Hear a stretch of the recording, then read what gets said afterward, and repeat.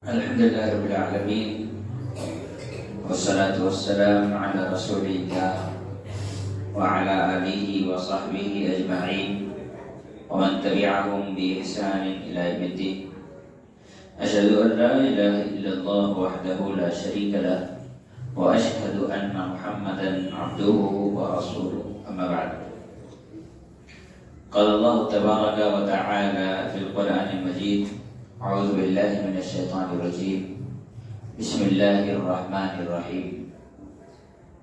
قل هو الله أحد الله الصمد لم يلد ولم يولد ولم يكن له كفوا أحد.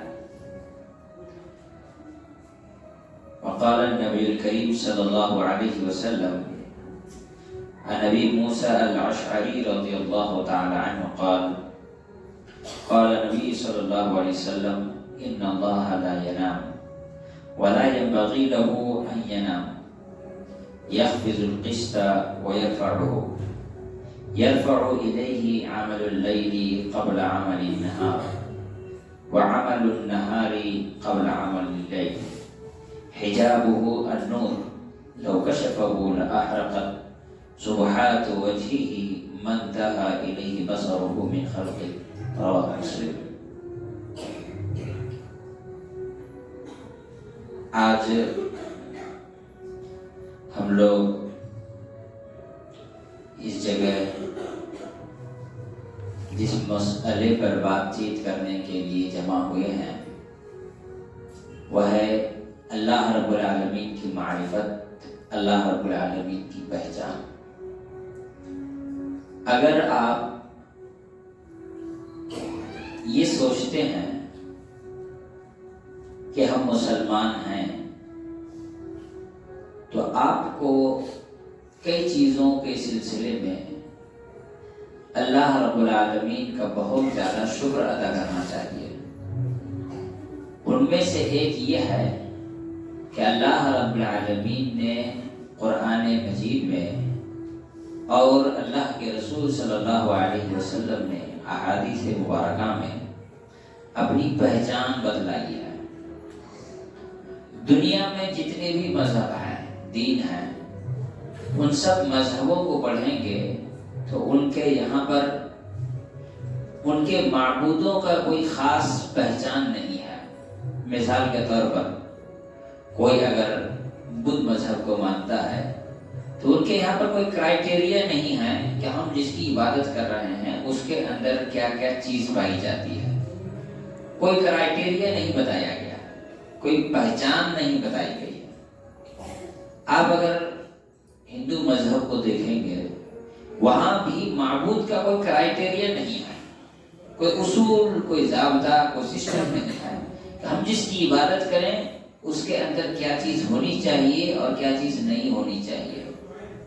دنیا کے کسی بھی مذہب میں، اسلام کو چھوڑ کر کسی بھی دین میں جس کی عبادت کی جا رہی ہے اس کے سلسلے میں کچھ کرائٹیریا ہو، کچھ اصول ہو، کچھ ضابطہ ہو، کوئی پہچان ہو، نہیں دیا گیا. یہی وجہ ہے کہ دوسرے مذہبوں میں جو جسے چاہتا پوج لیتا ہے.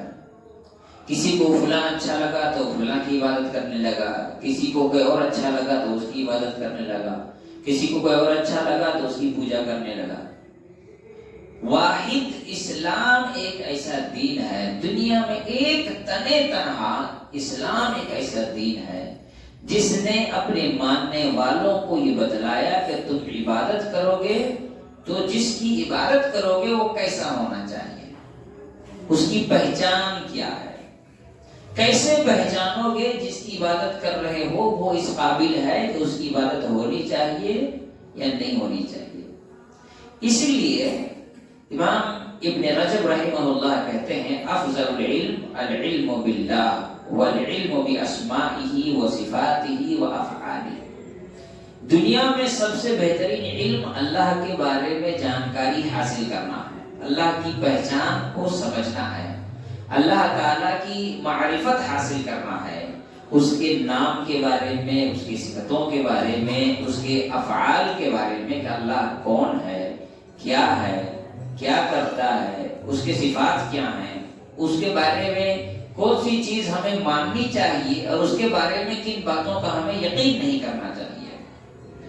اسی لیے کہتے ہیں کہ التی توجب لصاحبها معرفۃ اللہ وخشیتہ ومحبتہ وہیبتہ واجلالہ وعظمتہ والتبتل الیہ والتوکل علیہ والصبر علیہ والرضا عنہ والانشغال بہ دون خلقہ۔ جب انسان اللہ کے بارے میں جان لے گا کہ اللہ کون ہے، اس کے بارے میں کیا چیزیں بتائی گئی ہے، اللہ رب العالمین کیا کرتا ہے، کون کون سی چیزیں اچھی باتیں اللہ کے بارے میں ہمیں ماننا چاہیے، وہ کون سی باتیں ہیں جو ہمیں اللہ کے بارے میں نہیں ماننا چاہیے۔ جب انسان اس کو جان لے گا تو وہ اللہ تعالیٰ سے ڈرے گا، اللہ تعالیٰ سے محبت کرے گا، اللہ تعالیٰ سے خوف کھائے گا، اللہ کی عزت کرے گا، اللہ کی طرف رجوع کرے گا، اللہ پر بھروسہ کرے گا، اللہ کے فیصلوں سے راضی ہوگا، تکلیفوں میں صبر کرے گا، اور اس کے علاوہ دیگر کو چھوڑ کر کے صرف اللہ تعالیٰ کی عبادت کرے گا۔ اسی طرح امام اصبہانی رحمہ اللہ کہتے ہیں قال بعض العلماء اول فرض فرضه اللہ علی خلقہ معرفتہ۔ اللہ تعالیٰ نے اپنے بندوں پر جو پہلا کام فرض کیا ہے وہ اللہ کے بارے میں جانکاری حاصل کرنا ہے۔ اللہ کے بارے میں جانکاری حاصل کرنے کو اللہ رب العالمین نے پہلا فرض قرار دیا۔ اس سے پہلے نہ روزہ ہے، نہ نماز ہے، نہ حج ہے، نہ زکوٰۃ ہے، نہ دعا ہے، نہ استغفار ہے، کچھ نہیں ہے۔ سب سے پہلا کام مسلمانوں کا کیا ہے؟ اللہ کے بارے میں جانکاری حاصل کرنا، اللہ رب العالمین کو پہچاننا۔ افسوس تو یہ ہے کہ آج 80% مسلمان اللہ کو پہچانتے ہی نہیں ہیں، اللہ کے بارے میں جانتے ہی نہیں ہیں، اللہ کے بارے میں انہیں کوئی علم نہیں، کوئی سمجھ نہیں ہے، جبکہ یہ بنیاد ہے، اصل ہے۔ جیسا کہ اللہ رب العالمین نے قرآن مجید میں اس بات کا ذکر کیا فَاعْلَمْ أَنَّهُ لَا إِلَهَ إِلَّا اللَّهُ، جان لو کہ اللہ کے علاوہ کوئی معبود نہیں ہے، تو جاننا اللہ کے بارے میں۔ چنانچہ ہم دیکھتے ہیں اللہ تعالیٰ نے جب سب سے پہلی وحی رسول اللہ صلی اللہ علیہ وسلم پر نازل کی تو کون سی آیت تھی؟ اقرأ بسم ربک الذی خلق خلق الانسان من علق اقرأ وربک الاکرم الذی علم بالقلم علم الانسان ما لم يعلم۔ پڑھو اپنے رب کے نام سے جس نے پیدا کیا انسان کو جمے ہوئے خون سے۔ انسان کو پڑھو آپ کا رب بڑا کرم والا ہے جس نے انسان کو قلم کے ذریعے علم عطا کی اور وہ باتیں سکھائی جو انسان نہیں جانتا تھا۔ یہاں اللہ تعالیٰ نے کہا اپنے رب کے نام سے پڑھو، تو کون رب؟ اللہ تعالیٰ نے اس کی پہچان بتلائی، جس نے تم کو پیدا کیا ہے، جمے ہوئے خون سے پیدا کیا ہے۔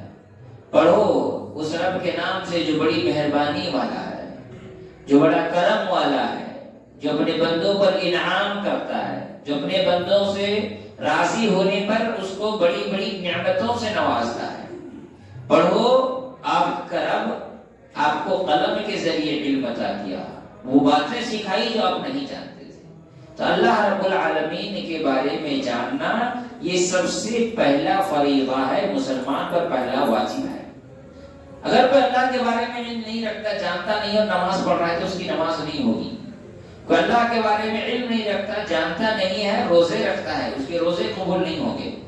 اس لیے سب سے پہلی چیز یہ ہے اللہ کے بارے میں جاننا، اس کی معرفت حاصل کرنا، اللہ تعالیٰ کو پہچاننا، اللہ رب العالمین کے بارے میں قرآن میں جو باتیں ماننے کہا گیا اس کو ماننا، جن باتوں کو ماننے سے منع کیا گیا ان باتوں کو ماننے سے انکار کرنا۔ چنانچہ آگے کہتے فَيَنبَغِي لِلْمُسْلِمِينَ أَن يَعْرِفُوا أَسْمَاءَ اللَّهِ وَتَفْسِيرِهَا فَيُعَظِّمُوا اللَّهَ مِنْ عَظَمَتِهِ ولو أراد الرجل أن يعامل رجلا طلب أن يعرفوا اسمه وكنيته واسم أبيه واسم جده وسأل عن صغير عمره وكبيره فالله خلقنا ورزقنا ونحن نرجو رحمته ونخاف من سخطه أولى أن نعرف أسماءه وتفصيله. چنانچہ امام اصبہانی رحمہ اللہ آگے کہتے ہیں جب ہم کسی سے کوئی بزنس کرنا چاہتے ہیں، لین دین کرنا چاہتے ہیں، تو اس کا نام جانتے ہیں، اس کے باپ کا نام جانتے ہیں، اس کے بیٹے کا نام جانتے ہیں، اس کے دادا کا نام جانتے ہیں، اس کے چھوٹی سی چھوٹی اور بڑی سی بڑی چیز کے بارے میں جاننا چاہتے ہیں، تاکہ کہیں ایسا نہ ہو کہ آگے چل کر کے ہمیں دھوکہ ہو جائے اور نقصان ہو۔ تو وہ اللہ جس نے ہم کو پیدا کیا، ہمیں روزی دی، ہماری زندگی کے سارے مسائل کو حل کیا، ہمارے ہر مسئلے کو اس نے پر کیا، اس نے ہمارے ہر مسئلے کو، اللہ رب العالمین نے ہماری ہر ضرورت کو پوری کر دی۔ اس اللہ کے بارے میں کیوں ضروری نہیں ہے کہ ہم اس کے ناموں کو سمجھیں، اس کے نام کے مطلب کو سمجھیں، اس کے بارے میں علم حاصل کریں اور پھر اس کی عزت اور اس کی تقریب کریں، اس سے محبت کریں، اس کی عبادت کریں۔ اسی طرح سے امام ابن القیم الجوزی رحمہ اللہ کہتے ہیں الرب تعالی يدعو عباده في القرآن الى معرفته عن طریقین۔ اللہ رب العالمین قرآن مجید میں اپنے بندوں کو دعوت دیتا ہے کہ وہ اللہ رب العالمین کے بارے میں علم حاصل کرے، اللہ رب العالمین کو پہچانے، اللہ رب العالمین کے بارے میں جانکاری اکٹھا کرے دو طریقوں سے۔ احدہما النظر الى مفعولاته، پہلی چیز اللہ رب العالمین نے جن چیزوں کو پیدا کیا اس پر غور و فکر کرے۔ اللہ نے فرمایا افلا ينظرون الى الابل كيف خلقت، کیا انسان نہیں دیکھتا اللہ نے اونٹ کو کیسے پیدا کیا؟ وَإِلَى السَّمَاءِ كَيْفَ رُفِعَتْ، آسمان کو کیسے اونچا کر دیا ہے۔ وَإِلَى الْجِبَالِ كَيْفَ نُصِبَتْ، زمین کو کیسے گاڑ کر کے رکھا ہے۔ وَإِلَى الْأَرْضِ كَيْفَ سُطِحَتْ، زمین کو کیسے اللہ تعالیٰ نے بچھونا بنا دیا۔ اس پر انسان غور کرے گا، فکر کرے گا، چاند، سورج، ستارے، تو اس سے سمجھ میں آ جائے گی یہ باتیں کہ اللہ تعالیٰ کتنا زیادہ طاقت والا ہے۔ یہ سورج روزانہ ڈوب جانے کے بعد اللہ کے سامنے سجدہ کرتا ہے، اللہ سے اجازت مانگتا ہے کہ مجھے دوبارہ نکلنے کی اجازت دی جائے، تو اللہ تعالیٰ اسے اجازت دیتا ہے، کہتا ہے جاؤ وہیں سے نکلو جہاں سے کل نکلے تھے۔ ایک دن آئے گا جب اللہ تعالیٰ اسے کہے گا جاؤ وہاں سے نکلو جہاں سے تم ڈوبے تھے، پھر وہ سورج پشچم کی طرف سے نکلے گا۔ تو سورج اتنی بڑی چیز جسے سائنس کہتی ہے انرجی کا سب سے بڑا سورس، جس سے بڑا انرجی کا کوئی سورس نہیں ہے۔ اللہ رب العالمین نے کیا کہا؟ اللہ کے رسول صلی اللہ علیہ وسلم نے فرمایا صحیح مسلم میں کہ وہ سورج نکلنے سے پہلے اللہ تعالیٰ سے اجازت مانگتا ہے۔ ابراہیم علیہ السلام کے ساتھ یہی ہوا تھا، پہلے چاند کو دیکھے تو کہا یہ میرا رب ہے، جب ڈوب گیا تو کہا میرا رب کمزور نہیں ہے، پھر چاند پہلے ستارے کو دیکھا کہ ڈوب گیا تو کہا میرا رب ڈوب نہیں سکتا، پھر چاند کو دیکھا وہ بھی جب ڈوب گیا تو کہا یہ بھی میرا رب نہیں ہو سکتا، پھر سورج کو دیکھا وہ جب ڈوب گیا تو کہا یہ بھی میرا رب نہیں ہو سکتا۔ تو اللہ تعالیٰ نے قرآن مجید میں ان باتوں کا ذکر کر کے یہ بیان کیا کہ اللہ تعالیٰ کو پہچاننا ہے تو اللہ تعالیٰ نے جن چیزوں کو پیدا کیا اس پہ غور و فکر کرو، کیسے اللہ رب العالمین نے انسان کو پیدا کیا ہے۔ پھر آگے فرمایا کہ وَالثَّانِي التَّفَكُّرُ فِي آيَاتِهِ وَتَدَبُّرِهَا، دوسرا قرآن کی آیتوں کو پڑھو، اس پہ غور و فکر کرو، تم اللہ رب العالمین کو پہچان جاؤ گے، تمہیں اللہ رب العالمین کی معرفت حاصل ہو جائے گی، تم اللہ رب العالمین کی طاقت و قدرت کو پہچان جاؤ گے، تم اللہ رب العالمین کی حکمت کو سمجھ جاؤ گے۔ جب تم ان چیزوں کو سمجھ جاؤ گے تو تمہیں کبھی ٹینشن نہیں ہوگا، تمہیں کبھی فکر نہیں ہوگی، مصیبتیں آئیں گی تم اللہ تعالیٰ کو جانتے ہو، اس کے طاقت کو سمجھتے ہو، اس کی قوت کے بارے میں علم رکھتے ہو، اس پر یقین رکھتے ہو، تمہیں کبھی ٹینشن نہیں ہوگا، تم ڈپریشن میں نہیں آؤ گے۔ تم اللہ رب العالمین کے طاقت پر ایمان رکھو گے، اللہ رب العالمین تمہاری مدد کرے۔ اسی طرح سے کہتے فَتِلْكَ آیات اللہ المشہودہ وَهَذِهِ آیات اللہ المسموعہ المعقولہ، کہ اللہ تعالیٰ کی دو نشانیاں ہیں، ایک اللہ تعالیٰ نے جو کچھ زمین میں پیدا کیا وہ جو گواہی دیتی ہیں اللہ رب العالمین کے سلسلے میں، اور دوسری چیز اللہ تعالیٰ نے جو قرآن مجید میں بیان کیا وہ، یہ دونوں چیزیں اللہ تعالیٰ کی نشانیاں ہیں۔ امام ابن تیمیہ رحمہ اللہ کہتے ہیں فمن اوضح الدلالة على معرفة الله سبحانه وتعالى على ان للخلق صانعا مدبرا ان الانسان اذا فكر في نفسه رآه مدبرة على احوال شتى مصرفة كان نطفة ثم علقة ثم مضغة ثم عظاما ولحما. انسان اگر اللہ تعالیٰ کو جاننا چاہے تو بہت ساری چیزیں ہیں، انسان اپنے آپ پر غور کرے. پہلے اللہ رب العالمین نے اسے کس حال میں پیدا کیا؟ ماں کے پیٹ میں، نطفے کے شکل میں. پھر اللہ رب العالمین نے اسے خون کا لوتھڑا بنایا، جمع ہوا خون، پھر گوشت کا لوتھڑا بنایا، پھر ہڈی دی، پھر اس میں جسم میں اللہ تعالیٰ نے گوشت پیدا کیا، پھر انسان پیدا ہوا، پیدا ہونے کا پھر انسان مر جائے گا. انسان صرف اپنے آپ پر غور کرے تو اسے بات سمجھ میں آ جائے گی. ایک وقت تھا جب انسان پیشاب و پاخانہ کر کے خود دھلنے کے قابل نہیں تھا. آج وہ انسان طاقتور ہوا ہے، مضبوط ہوا ہے، چلنے کے قابل ہوا ہے، دوڑنے کے قابل ہوا ہے. اللہ رب العالمین نے ساری طاقتیں دی ہیں. کس نے اسے ساری طاقتیں دی ہیں؟ اللہ رب العالمین نے. لہذا کہتے ہیں فَأَكْثِرْ مِن تدبر القرآن والتأمل في حدیثه عن اللہ تعالی. تم اللہ کے بارے میں غور و فکر کرو، قرآن مجید میں، حدیثوں میں، اللہ تعالیٰ کے اسماء و صفات میں، بفہم السلف الصالح، سلف صالحین کے طریقے پر، تو تم اللہ رب العالمین کو پہچان جاؤ گے. اب آئیے قرآن مجید میں اللہ تعالیٰ نے اپنی پہچان کیسے بیان کی ہے.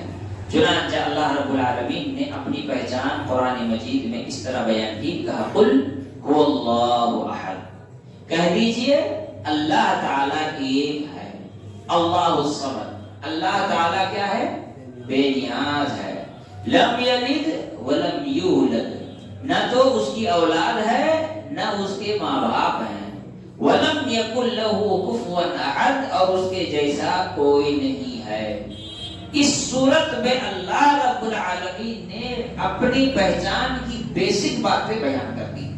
کہا اللہ احد، اللہ تعالیٰ اکیلا ہے، فی ربوبیتہ و الوہیتہ و اسمائہ و صفاتہ. اللہ رب العالمین اپنی ربوبیت میں اکیلا ہے. ربوبیت کا مطلب کیا ہے؟ اللہ تعالیٰ رب ہے. رب کا معنی ہوتا ہے مالک. رب کا معنی کیا ہوتا ہے؟ مالک.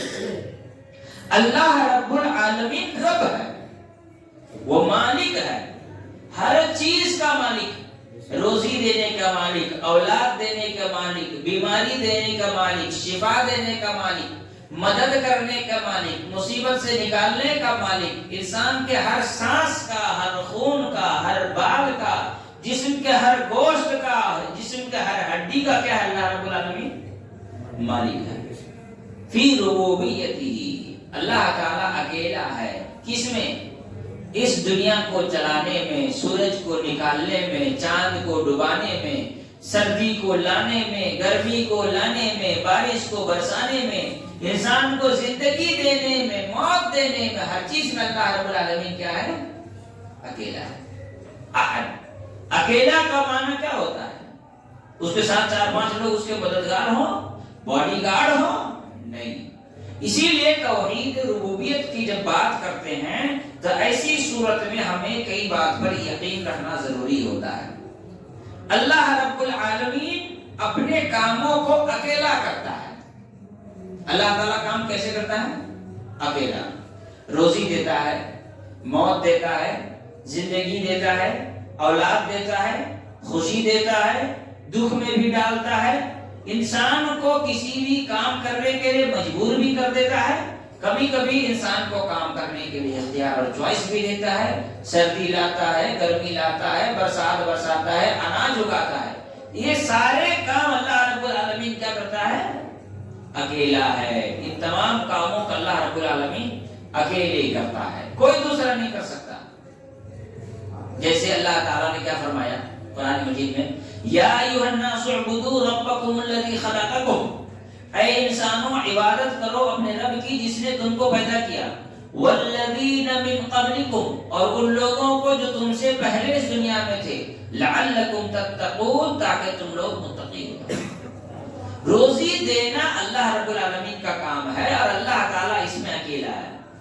آدم علیہ السلام کو جب اللہ تعالیٰ نے پیدا کیا تو اس دنیا میں کوئی اور انسان تھا؟ اکیلے تھے آدم علیہ السلام؟ تو آدم علیہ السلام کو جنت میں اللہ نے رکھا اور ان کو روزی دی، تو یہ کس نے دی؟ اللہ تعالیٰ نے۔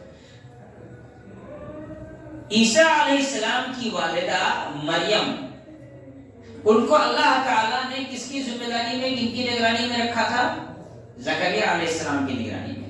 زکریا علیہ السلام کے بارے میں آتے ہیں کلما دخل علیہا زکریا المحراب وجد عندها رزقا، جس جگہ میں، جس کونے میں، جس کٹیا میں، جس گھر میں اللہ تعالیٰ نے زکریا علیہ السلام کے ذریعے سے مریم کی حفاظت کی تھی، جب بھی وہاں زکریا علیہ السلام داخل ہوتے دیکھتے وہاں کھانا رکھا ہوا ہے۔ کیا رکھا ہوا ہے؟ قال یا مریم انا لکی ھذا، زکریا علیہ السلام اللہ کے نبی پوچھ رہے ہیں مریم یہ کہاں سے آیا؟ معلوم یہ ہوا کہ نبی کو غیب کا علم ہی نہیں تھا، اگر ہوتا تو پوچھتے نہیں تھا نا۔ جب نبی کو غیب کا علم نہیں تو کسی اور کو کیسے ہو سکتا ہے؟ کوئی نبی سے بڑا ہو سکتا ہے؟ کہ یا مریم انا لکی ھذا، مریم یہ کہاں سے آیا ہے؟ قالت هو من عند اللہ، کیا کہا؟ مریم علیہ السلام نے کہا کہ یہ اللہ کی جانب سے آیا ہے۔ ان اللہ یرزق من یشاء بغیر حساب، اللہ تعالیٰ جسے چاہتا ہے بلا حساب کے روزی عطا کرتا ہے۔ تو روزی کون دیتا ہے؟ اکیلا، تنے تنہا، پوری کائنات کو روزی بانٹنے والی ذات کس کی ہے؟ اللہ رب العالمین۔ اولاد کون دیتا ہے؟ اللہ تعالیٰ اولاد دیتا ہے۔ جب یہ واقعہ زکریا علیہ السلام نے دیکھا کہ ایک گھر میں بند کمرے میں بیٹھی مریم علیہ السلام کو اللہ تعالیٰ نے غیب سے روزی عطا کر دی، کھانا دے دیا، پانی دے دیا، کسی کی ضرورت نہیں ہوئی، تو ان کا کیا ہوا؟ دل چاہا کہ میں تو بہت دن سے اللہ سے اولاد مانگ رہا ہوں، چلو آج پھر اللہ سے اولاد مانگتا ہوں۔ ہنالک دعا زکریا ربہ قال رب هب لي من لدنك ذرية طيبة انك سميع الدعاء۔ تب جا کر کے پھر سے زکریا علیہ السلام نے اللہ تعالیٰ سے دعا کی۔ نبی کس سے اولاد مانگتا ہے؟ مطلب نبی خود اولاد کا مالک نہیں ہے، نبی نے کس سے اولاد مانگی؟ اللہ تعالیٰ سے۔ نبی اولاد کس سے مانگے؟ اللہ رب العالمین نے کہا، کیا کہا؟ ہنالک دعا زکریا ربہ، وہاں جا کر کے زکریا علیہ السلام نے اللہ تعالیٰ سے دعا کی۔ کہاں؟ وہی کھڑے کھڑے اپنے گھر میں، رب هب لي من لدنك ذرية طيبة، اے اللہ تو مجھے ایک نیک اولاد عطا کر۔ قرآن میں کہیں نہیں کہ اللہ سے اولاد مانگو، ایسا کہیں نہیں ہے قرآن میں۔ کیا ہے؟ اللہ سے نیک اولاد مانگو۔ کیسا اولاد مانگنا؟ نیک۔ صرف اولاد مت مانگا کرو، اللہ سے کہا اللہ تو مجھے ایک نیک اولاد عطا کر۔ ہمارے یہاں لوگ اولاد مانگتے ہیں خوبصورت، تندرست، ہے نا، لیکن نیک نہیں مانگتے۔ اللہ تعالیٰ سے ہمیشہ نیک اولاد مانگنی چاہیے۔ کیوں؟ انسان کا کہ گھر میں اگر لنگڑا لولا اولاد پیدا ہو اور نیک ہو تو ماں باپ کی خدمت کرے گا، لیکن تندرست ہو اور بدتمیز ہو تو ماں باپ کی خدمت کرے گا نہیں نا۔ اس لیے نیک اولاد مانگنی چاہیے۔ کس نے مانگی اولاد؟ زکریا علیہ السلام نے۔ کس سے مانگی؟ اللہ تعالیٰ سے۔ کیوں؟ زکریا علیہ السلام کا ایمان یہی تھا کہ اولاد تو اللہ کے علاوہ کوئی نہیں دے سکتا ہے۔ وہ خود نبی ہیں، وہ کیا ہے؟ خود نبی ہیں، لیکن اولاد کون دے گا؟ نبیوں کو اولاد اللہ نے دی تو دنیا والوں کو کون دے گا؟ اللہ تعالیٰ۔ دنیا والوں کو کون دے گا؟ جب اللہ تعالیٰ اولاد دے گا تو مانگیں گے کس سے؟ اللہ تعالیٰ سے۔ جب اولاد اللہ تعالیٰ دے گا تو مانگیں گے کسی اور سے، تو اللہ تعالیٰ کے سامنے گستاخی نہیں ہوا، اللہ تعالیٰ کی عزت میں کمی نہیں آئی، ہے نا۔ مثال کے طور پر آپ کو آپ کے ابا سے پیسہ چاہیے، آپ جا کے امی سے کہتے ہیں کہ امی ابا سے پیسہ دلاؤ نا، تو ابا کیا کہتے ہیں؟ اس کو بول خود مانگے، تم کو کیا بھیجا مانگنے کے لیے؟ بولتے ہیں نا۔ کوئی اپنے پڑوسی سے جا کے کہے کہ انکل تھوڑا ابا سے پیسہ لے کے دیجئے نا، تو ابا کیا کریں گے؟ بڑے کوٹیں گے کہ نہیں کوٹیں گے؟ بولیں گے وہ میرا بیٹا مجھ سے نہیں مانگ رہا، کیوں؟ کبھی اس کو بول رہا ہے کہ مانگ کے دو، کبھی اس کو کہہ رہا ہے مانگ کے دو، کبھی اس کو کہہ رہا ہے مانگ کے دو، مجھ سے خود مانگے۔ ابا کا ایگو ہٹ ہوتا ہے کہ نہیں ہوتا ہے؟ جبکہ ابا کتنا بڑا ہے۔ اللہ رب العالمین کی ذات اتنی بڑی ہے، آدمی اگر اللہ سے نہ مانگ کے کسی اور سے کہے کہ تھوڑا اللہ سے مانگ کے دے دو، خود نہیں مانگتا ہے۔ کبھی پیر سے، کبھی فقیر سے، کبھی ولی سے، کبھی بزرگ سے کہا کہ اللہ سے مانگ کر کے دے دو، تو اللہ رب العالمین کو غصہ آئے گا کہ نہیں آئے گا؟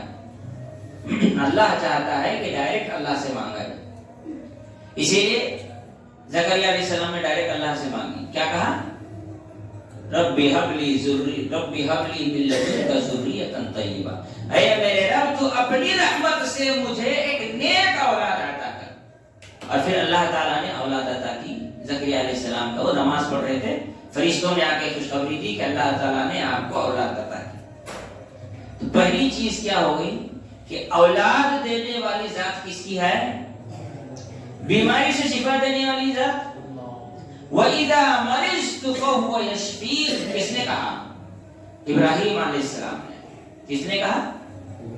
ابراہیم علیہ السلام کے بارے میں اللہ رب العالمین نے قرآن مجید میں کہا إِنَّ إِبْرَاهِيمَ كَانَ أُمَّةً قَانِتًا لِلَّهِ حَنِيفًا وَلَمْ يَكُن مِّنَ الْمُشْرِكِينَ، یقیناً ابراہیم اکیلے ایک امت کے برابر تھے۔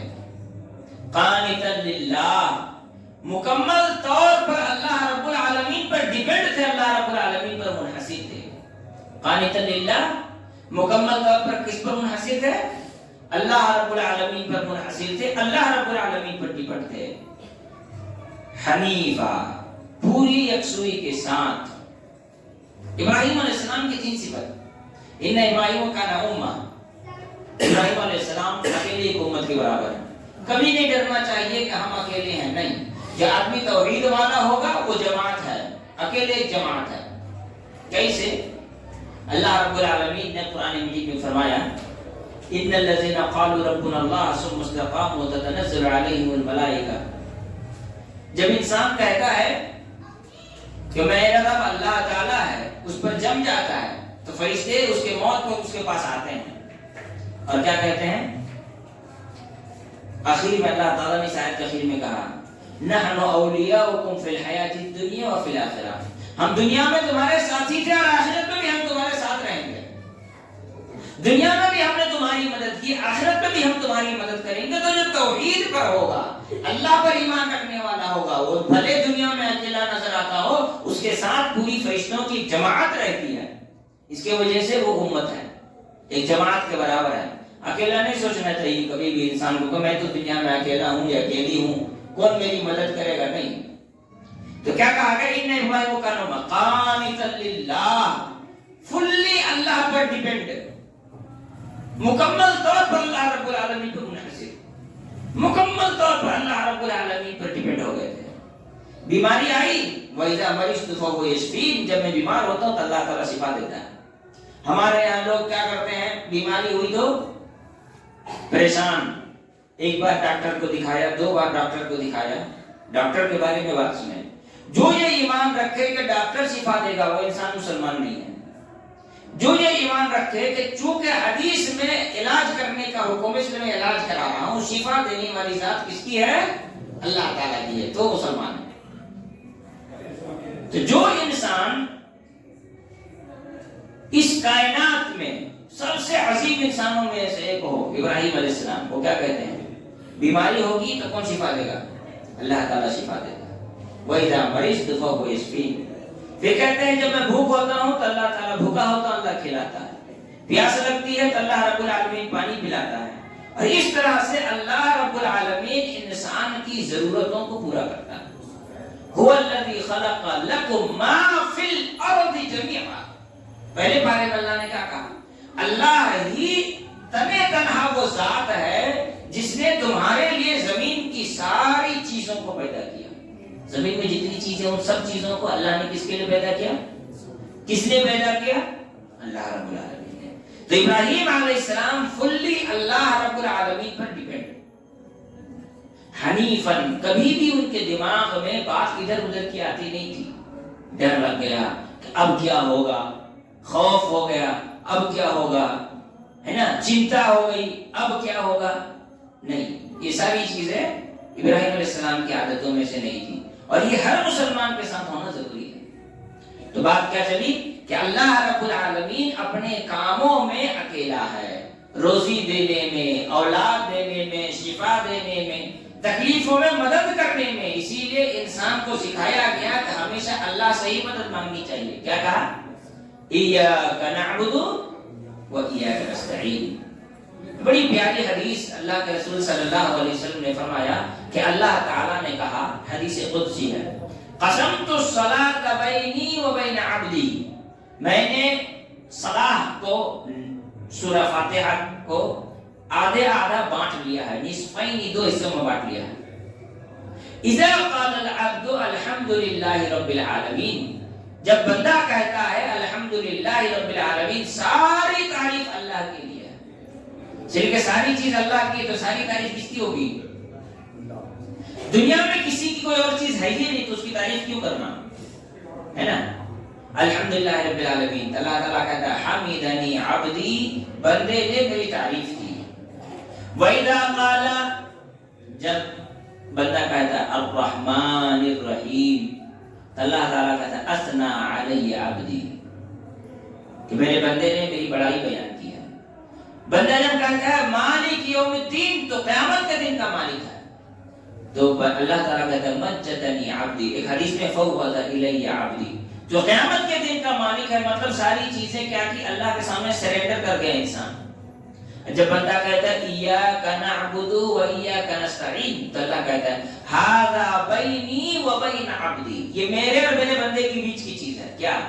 ایاک نعبد، اللہ ہم صرف تیری عبادت کرتے ہیں، اولاد تجھی سے مانگتے ہیں، روزی تجھی سے مانگتے ہیں، زندگی تجھی سے مانگتے ہیں، بیماری سے شفا تجھی سے مانگتے ہیں، ہے نا، تکلیف ہوئی تجھی سے مدد مانگتے ہیں، مصیبت آئی تجھی سے مدد مانگتے ہیں، کوئی پریشان کر رہا ہے تجھی سے مدد مانگتے ہیں، جادو ہو گیا، ٹونا ہو گیا، اس سے بھی بچنے کے لیے تجھی سے مدد مانگتے ہیں، شیطان سے، جن شیطان بھوت پریت کے آسیب سے بچنا ہے تجھی سے مدد مانگتے ہیں، ہے نا؟ ایاک نعبد و ایاک نستعین، سارا کام کاج جو ہے اللہ رب العالمین کے ہاتھ میں ہے۔ ہمارے یہاں بہت سارے لوگ جب پریشان ہوتے ہیں، ہے نا، تو کیا کرتے ہیں، تعویذ بنوا لیتے ہیں۔ کیوں باندھتے ہیں؟ وہ سمجھتے ہیں کہ اس کے ذریعے سے جن بھاگ جائے گا۔ بھائی جنات کی طاقت جانتے ہیں کتنی ہے؟ ایک پیر اگر انڈیا میں، ایشیا میں ہے تو دوسرا افریقہ میں ہے، ایک پیر ایک سب کانٹیننٹ میں ہے تو دوسرا پیر دوسرے سب کانٹیننٹ میں ہے، اتنا زیادہ طاقت ہے جنات کے پاس۔ سوچ رہے کہ دھاگا باندھنے سے بھاگ جائے گا وہ، اتنا آسان ہے نہیں نا۔ کچھ لوگ کیا کرتے ہیں کہ جی اس نے قرآن پڑھ کے پھونک مار کے دم کر کے باندھ دیا ہے، اس لیے جنات بھاگ جائے گا۔ ایک بات بتائیے، قرآن پڑھ کر کے پھونک کر کے باندھنا، قرآن میں کیا ہے؟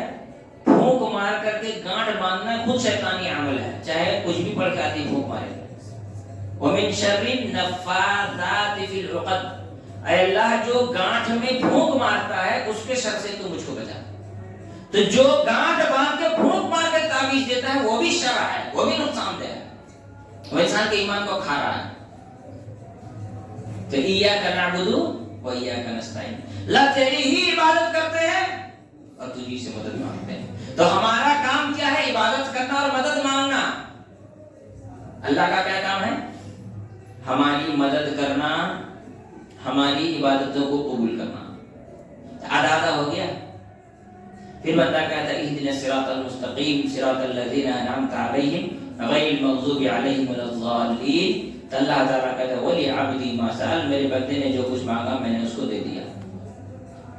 تو اللہ رب العالمین اکیلا ہے ہر چیز میں، کسی بھی معاملے میں انسان اللہ رب العالمین کا کسی بھی اعتبار سے شریک نہیں کر سکتا۔ تو پہلی بات ہوئی۔ دوسری بات کیا ہو گئی کہ اللہ رب العالمین ہر کام اپنی مرضی سے کرتا ہے۔ ہر کام کس سے کرتا ہے؟ اپنی مرضی سے۔ یہ والا ٹاپک آج کل بہت سارے مسلمان سمجھتے ہی نہیں ہیں۔ کسی کے دباؤ میں، پریشر میں آ کے اللہ تعالیٰ نہیں کرتا ہے، اللہ تعالیٰ اپنی مرضی سے کرتا ہے۔ یہی وجہ ہے ہمارے اتنے سارے لوگ ایسا کر رہے ہیں. اس کا مطلب اتنے سارے لوگ اگر غلط کریں گے تو اللہ تعالیٰ کیا نعوذ باللہ ان کے پریشر میں آ کے قبول کر لے گا؟ نہیں نا. اللہ تعالیٰ اپنی مرضی سے ہر چیز قبول کرے، عبادت اپنی مرضی سے قبول کرے گا. اب کیا بات ہے، آپ بزرگوں کے پاس بہت چکر لگا رہے ہیں، مزار پہ بہت جا رہے ہیں، کیا مسئلہ ہے؟ نہیں گھر میں بڑی پریشانی تھی، تھوڑی مزار پہ کیوں جا رہے ہیں؟ مدد تو اللہ سے مانگے. نہیں، مدد تو اللہ سے مانگ رہے ہیں لیکن وہ اللہ کے بزرگ ہیں، ان کے ذریعے سے مانگ رہے ہیں. جو کسی کے ذریعے سے اللہ تعالیٰ سے مانگتا ہے اس میں 3 خرابی آتی ہے. نمبر 1، وہ یہ مانگتا ہے کہ اللہ تعالیٰ میری سن نہیں رہا ہے، اس لیے بزرگ کے پاس جاؤ تو اللہ تعالیٰ میری سنے گا. تو اس کا مطلب کیا ہوا؟ اس نے اللہ تعالیٰ کو سن نہیں رہا ہے، تو اس نے اللہ تعالیٰ کو کیا سمجھا؟ ظالم. کہ میں مانگوں اور اللہ تعالیٰ نہیں سن رہا ہے، اللہ تعالیٰ ظالم ہے، میری نہیں سنتا، جبکہ اللہ تعالیٰ ظلم نہیں کرتا. دوسری بات، اللہ رب العالمین نے خود قرآن مجید میں کہا ادعونی استجب لکم، تم کتنے بھی گنہگار کیوں نہ ہو تم مجھ سے مانگو، میں تمہاری دعا سنوں گا. تو یہ قرآن کا انکار ہو گیا. دوسرا آدمی یہ سوچتا ہے جو وہاں جاتا ہے، جو وسیلے سے مانگتا ہے، وہ کیا سمجھتا ہے کہ نہیں اللہ رب العالمین میری تو سن نہیں رہا ہے، سن رہا ہے، میری آواز اللہ تک پہنچ رہی ہے، لیکن اللہ مجھ سے ناراض ہے اس لیے اللہ تعالیٰ میری نہیں سن رہا ہے. تو اگر اللہ تعالیٰ ناراض ہو تو انسان کی دعا نہیں سنے گا، تو پھر توبہ کس لیے ہے؟ توبہ اسی لیے نہ ہے کہ اللہ تعالیٰ ناراض ہے تو توبہ کر کے گناہ معاف کرواؤ. تو توبہ تو اسی لیے ہوتی ہے کہ آدمی اللہ تعالیٰ کی طرف جائے، اللہ تعالیٰ سے مانگے. یا تو یہ ہوگا کہ اللہ تعالیٰ دینا نہیں چاہتا، یہ بزرگ لا کر کے دے دے گا.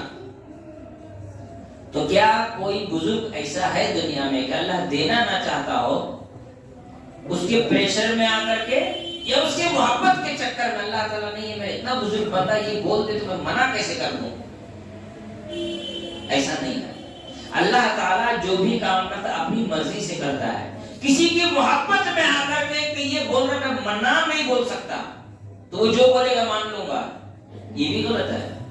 اور کوئی اگر یہ سمجھتا ہے کہ نہیں یہ آدمی اتنا بزرگ ہے کہ اللہ رب العالمین کے پاس طاقت ہی نہیں کہ اس کو منع کر دے، اس کے پریشر میں آ جائے گا اللہ تعالیٰ دے دے گا، تو یہ بھی غلط ہے. کیا ہے؟ اللہ رب العالمین اپنی مرضی سے کرتا ہے، کسی کے دباؤ، کسی کے پریشر یا کسی کے محبت کی وجہ سے مجبور ہو کر کے نہیں کرتا. ایسا سوچنا کہ اللہ تعالیٰ ہماری دعا نہیں سن رہا ہے، بزرگوں کے وسیلے سے دعا مانگیں گے اللہ سن لے گا، گویا کہ یہ مانتے ہیں کہ اس بزرگ کے سامنے اللہ نعوذ باللہ مجبور ہو جائے گا. کتنی گندی بات ہے یہ. تھوڑا سوچنا چاہیے، کبھی کبھی انسان کو عقل استعمال کرنی چاہیے کہ ہم اللہ سے مانگ رہے ہیں یہ سوچ کر کے کہ بزرگ کے سامنے اللہ مجبور ہو جائے گا نعوذ باللہ. لہذا کیا کرنا چاہیے؟ اللہ سے مانگتے وقت اللہ اکیلا ہے دینے والا اور اپنی مرضی سے دے گا، کسی کے کہنے پر، کسی کے وجہ سے، کسی کے سامنے مجبور ہو کر کے اللہ رب العالمین نہیں دے گا. تیسری بات، اللہ تعالیٰ اس دنیا کو چلاتا ہے، اکیلا ہے، کسی کے دباؤ میں، کسی کے سامنے مجبور نہیں ہے. اللہ تعالیٰ کسی سسٹم کو محتاج نہیں ہے. دنیا چلتی ہے نا سسٹم سے، لیکن اللہ تعالیٰ سسٹم کا محتاج نہیں ہے. مثال کے طور پر انسان کا پیدا ہونا ایک سسٹم ہے، میاں بیوی کے ملنے سے اللہ تعالیٰ اولاد دیتا ہے، یہ سسٹم ہے دنیا کا. لیکن اللہ اس سسٹم کا محتاج نہیں ہے، تبھی تو آدم علیہ السلام کو پیدا کیا تو یہ سسٹم فالو نہیں کیا. عیسیٰ علیہ السلام کو پیدا کیا تو اس سسٹم کے حساب سے پیدا نہیں کیا، بنا باپ کے عیسیٰ علیہ السلام کو پیدا کیا. کیوں؟ اللہ دنیا کو دکھانا چاہتا ہے کہ دیکھو یہ سسٹم جو میں نے بنایا ہے، میں نے بنا تو دیا ہے لیکن اس سسٹم کا میں محتاج نہیں ہوں، میں اس سسٹم کا محتاج نہیں ہوں. میں اگر چاہوں تو اس سسٹم سے ہٹ کر کے بھی کچھ کر سکتا ہوں. یہ کیوں بتایا جا رہا ہے؟ کیونکہ جب انسان اس بات پر ایمان رکھے گا کہ ہم سسٹم سے ہٹ کر بھی اللہ تعالیٰ سے مدد لے سکتے ہیں تو ایسی صورت میں وہ کبھی بھی اللہ تعالیٰ سے امید نہیں چھوڑے گا. اللہ تو مدد کرے لیکن کیسے، کچھ تو دکھائی نہیں دے رہا ہے نا. مثال کے طور پر کوئی آدمی ریگستان میں اکیلے مصیبت میں پڑ جائے، دور دور تک اسے کوئی انسان نظر نہ آئے کہ کیسے کوئی مجھے یہاں سے لے جائے گا، میری کیسے کوئی مدد کرے گا، تو آدمی کیا ہو جاتا ہے؟ مایوس ہو جاتا ہے. اللہ رب العالمین سسٹم کا محتاج نہیں ہے. اسے ثابت کرنے کے لیے عیسیٰ علیہ السلام کو بنا باپ کا پیدا کر کے دنیا کو بتایا کہ دیکھو میں سسٹم کا محتاج نہیں. پانی کا کام ہے بہنا، رکنا پانی کا کام ہے. لیکن اللہ رب العالمین کے حکم سے جب موسیٰ علیہ السلام نے پانی پر لاٹھی مارا تو پانی رک گیا. اللہ تعالیٰ سسٹم کا محتاج نہیں ہے. آپ دیکھیں گے کہ جہاں پتھر ہو وہاں پانی پتھر سے نہیں نکلتا ہے. کہاں سے آتا ہے پانی؟ مٹی سے نا. بورنگ کھودتے ہیں جہاں پتھر ہو پانی نہیں نکلتا ہے، جہاں مٹی ہو وہاں پانی نکلتا ہے. موسیٰ علیہ السلام کے قوم پر لوگوں کو پیاس لگی. وَإِذِ اسْتَسْقَىٰ مُوسَىٰ لِقَوْمِهِ فَقُلْنَا اضْرِب بِّعَصَاكَ الْحَجَرَ. اللہ رب العالمین نے موسیٰ علیہ السلام سے کہا پتھر پر لاٹھی مارو. فَانْفَجَرَتْ مِنْهُ اثْنَتَا عَشَرَةَ عَيْنًا. اللہ تعالیٰ نے فرمایا پتھر سے 12 نلیوں کی طرح 12 نہریں جاری ہو گئی. ایک پتھر سے 12 نہریں نکلی. 12 1 درجن پانی کے راستے. کس سے؟ پتھر سے. تو اللہ رب العالمین سسٹم کو محتاج ہے؟ اللہ رب العالمین سسٹم کو محتاج نہیں. برسات کے مہینے میں برسات ہوتی ہے لیکن ابھی نہیں ہو رہی ہے. اللہ تعالیٰ سسٹم کو محتاج نہیں ہے. جنوری کے مہینے میں سردی پڑتی ہے. کلکتہ میں کتنی پڑی، دلی میں کتنی پڑی. اللہ تعالیٰ سسٹم کو محتاج نہیں ہے. تو اللہ رب العالمین اکیلا ہے، کسی کے دباؤ میں آ کر مجبور ہو کر کام نہیں کرتا. تیسری بات، اللہ تعالیٰ دنیا کو چلانے کے لیے سسٹم تو بنایا ہے لیکن اللہ تعالیٰ اس سسٹم کا محتاج نہیں ہے. اللہ تعالیٰ اس سسٹم کا محتاج نہیں ہے. آگے کیا ہے؟ اللہ رب العالمین جو کام کرتا ہے وہ کام کوئی نہیں کر سکتا. جو کام اللہ تعالیٰ کرتا ہے کوئی نہیں کر سکتا. جیسے اولاد دینا اللہ کا کام ہے، کوئی دوسرا نہیں دے سکتا. پیدا کرنا اللہ کا کام ہے، کوئی دوسرا نہیں کر سکتا. اسی لیے آپ دیکھیں گے بہت ساری جگہوں میں بہت ساری چیزیں پائی جاتی ہیں لیکن زمین و آسمان کو کس نے پیدا کیا؟ کافر بھی کہتا ہے کہ اللہ تعالیٰ نے پیدا کیا. اللہ تعالیٰ نے فرمایا لئن سألتهم من خلق السماوات والارض ليقولن اللہ. اگر آپ ان سے پوچھیں کہ زمین آسمان کو کس نے پیدا کیا تو ہر حال میں کہیں گے کہ اللہ تعالیٰ نے پیدا کیا، کسی اور نے پیدا نہیں کیا. دنیا میں ایک سسٹم ہے، سائنس پڑھنے والے لوگ جانتے ہیں، کلوننگ. کلوننگ سنے ہیں نا؟ کلوننگ کیا ہوتا ہے؟ انسان کے ڈی این اے کے ذریعے اسی جیسا ایک انسان بنانے کا سائنس نے دعویٰ کیا ہے لیکن لوگوں کو پتہ نہیں ہے کہ کلوننگ کا ایکسپریمنٹ فیل ہو گیا ہے. کلوننگ کا ایکسپریمنٹ فیل ہو گیا ہے. دنیا سکسیس نہیں ہو سکی ہے. یہی وجہ ہے کہ آج دنیا اگر کلوننگ کے ذریعے کوئی چیز آسان ہوتا تو دنیا کے اتنے لوگوں کو آرمی میں مارنے کی کیا ضرورت تھی؟ آدمی روبوٹ بنانے کی کوشش کر رہا ہے آرمی میں رکھنے کے لیے، ہے نا، تاکہ انسان کی جان نہ جائے. تو اگر کلوننگ کے ذریعے کوئی کام آسان ہوتا کہ ایک آدمی کوئی کلون اگر بنائیں گے تو جو طاقت میرے اندر ہے میرے کلون کے اندر بھی ہوگی تو اتنا زیادہ آرمی ٹریننگ کیمپ بنانے کی ضرورت ہی نہیں ہے. ایک بڑا فوجی رہے گا اسی کا 15-20 کلون بنا دیا جائے گا. ایک آدمی کو ٹریننگ تو 12 آدمی اس کے جیسا کام کر رہا ہے. سامنے والا بھی پریشان ہو جائے کہ تمہارا کس کو تھا، آپ اور گیا سامنے. کلوننگ سکسیس نہیں ہوا، فیل ہو گیا ہے نا. دوسرا مان لیتے ہیں کہ کلوننگ سکسیس ہو گیا تو کلوننگ ہوتا کیسے؟ میرا ڈی این اے لے کر کے کسی کو بنایا جائے گا نہیں. دنیا کہتی کہ دیکھو اللہ کہتا ہے کہ میں پیدا کرنے والا ہوں، دیکھو ہم نے پیدا کیا کلوننگ کے ذریعے. تو ڈی این اے کو کس نے پیدا کیا؟ ڈی این اے کو کس نے پیدا کیا؟ اللہ رب العالمین نے پیدا کیا. اس لیے کہا جاتا ہے کہ اللہ رب العالمین کے جیسا کوئی نہیں ہے. جب اللہ کے جیسا کوئی نہیں ہے تو اللہ رب العالمین کی عبادت کسی اور کو کیسے دے دیا جائے، ہے نا. مثال کے طور پر آپ کے پاس 2 دکانیں ہیں. آپ کے پاس آپ کو سونا چاندی خریدنا ہے، 2 دکانیں ہیں، دونوں کا میٹیریل سیم ہے تو ایسی صورت میں آپ کسی سے بھی خرید سکتے ہیں. آپ کے پاس آپشن ہے. لیکن اگر ایک کے پاس سونا ہے ایک کے پاس پیتل ہے تو آپ کے پاس سونا لینے کے لیے کوئی دوسرا آپشن ہے؟ آپ سونے کے لیے وہی جائیں گے جہاں سونا ہے.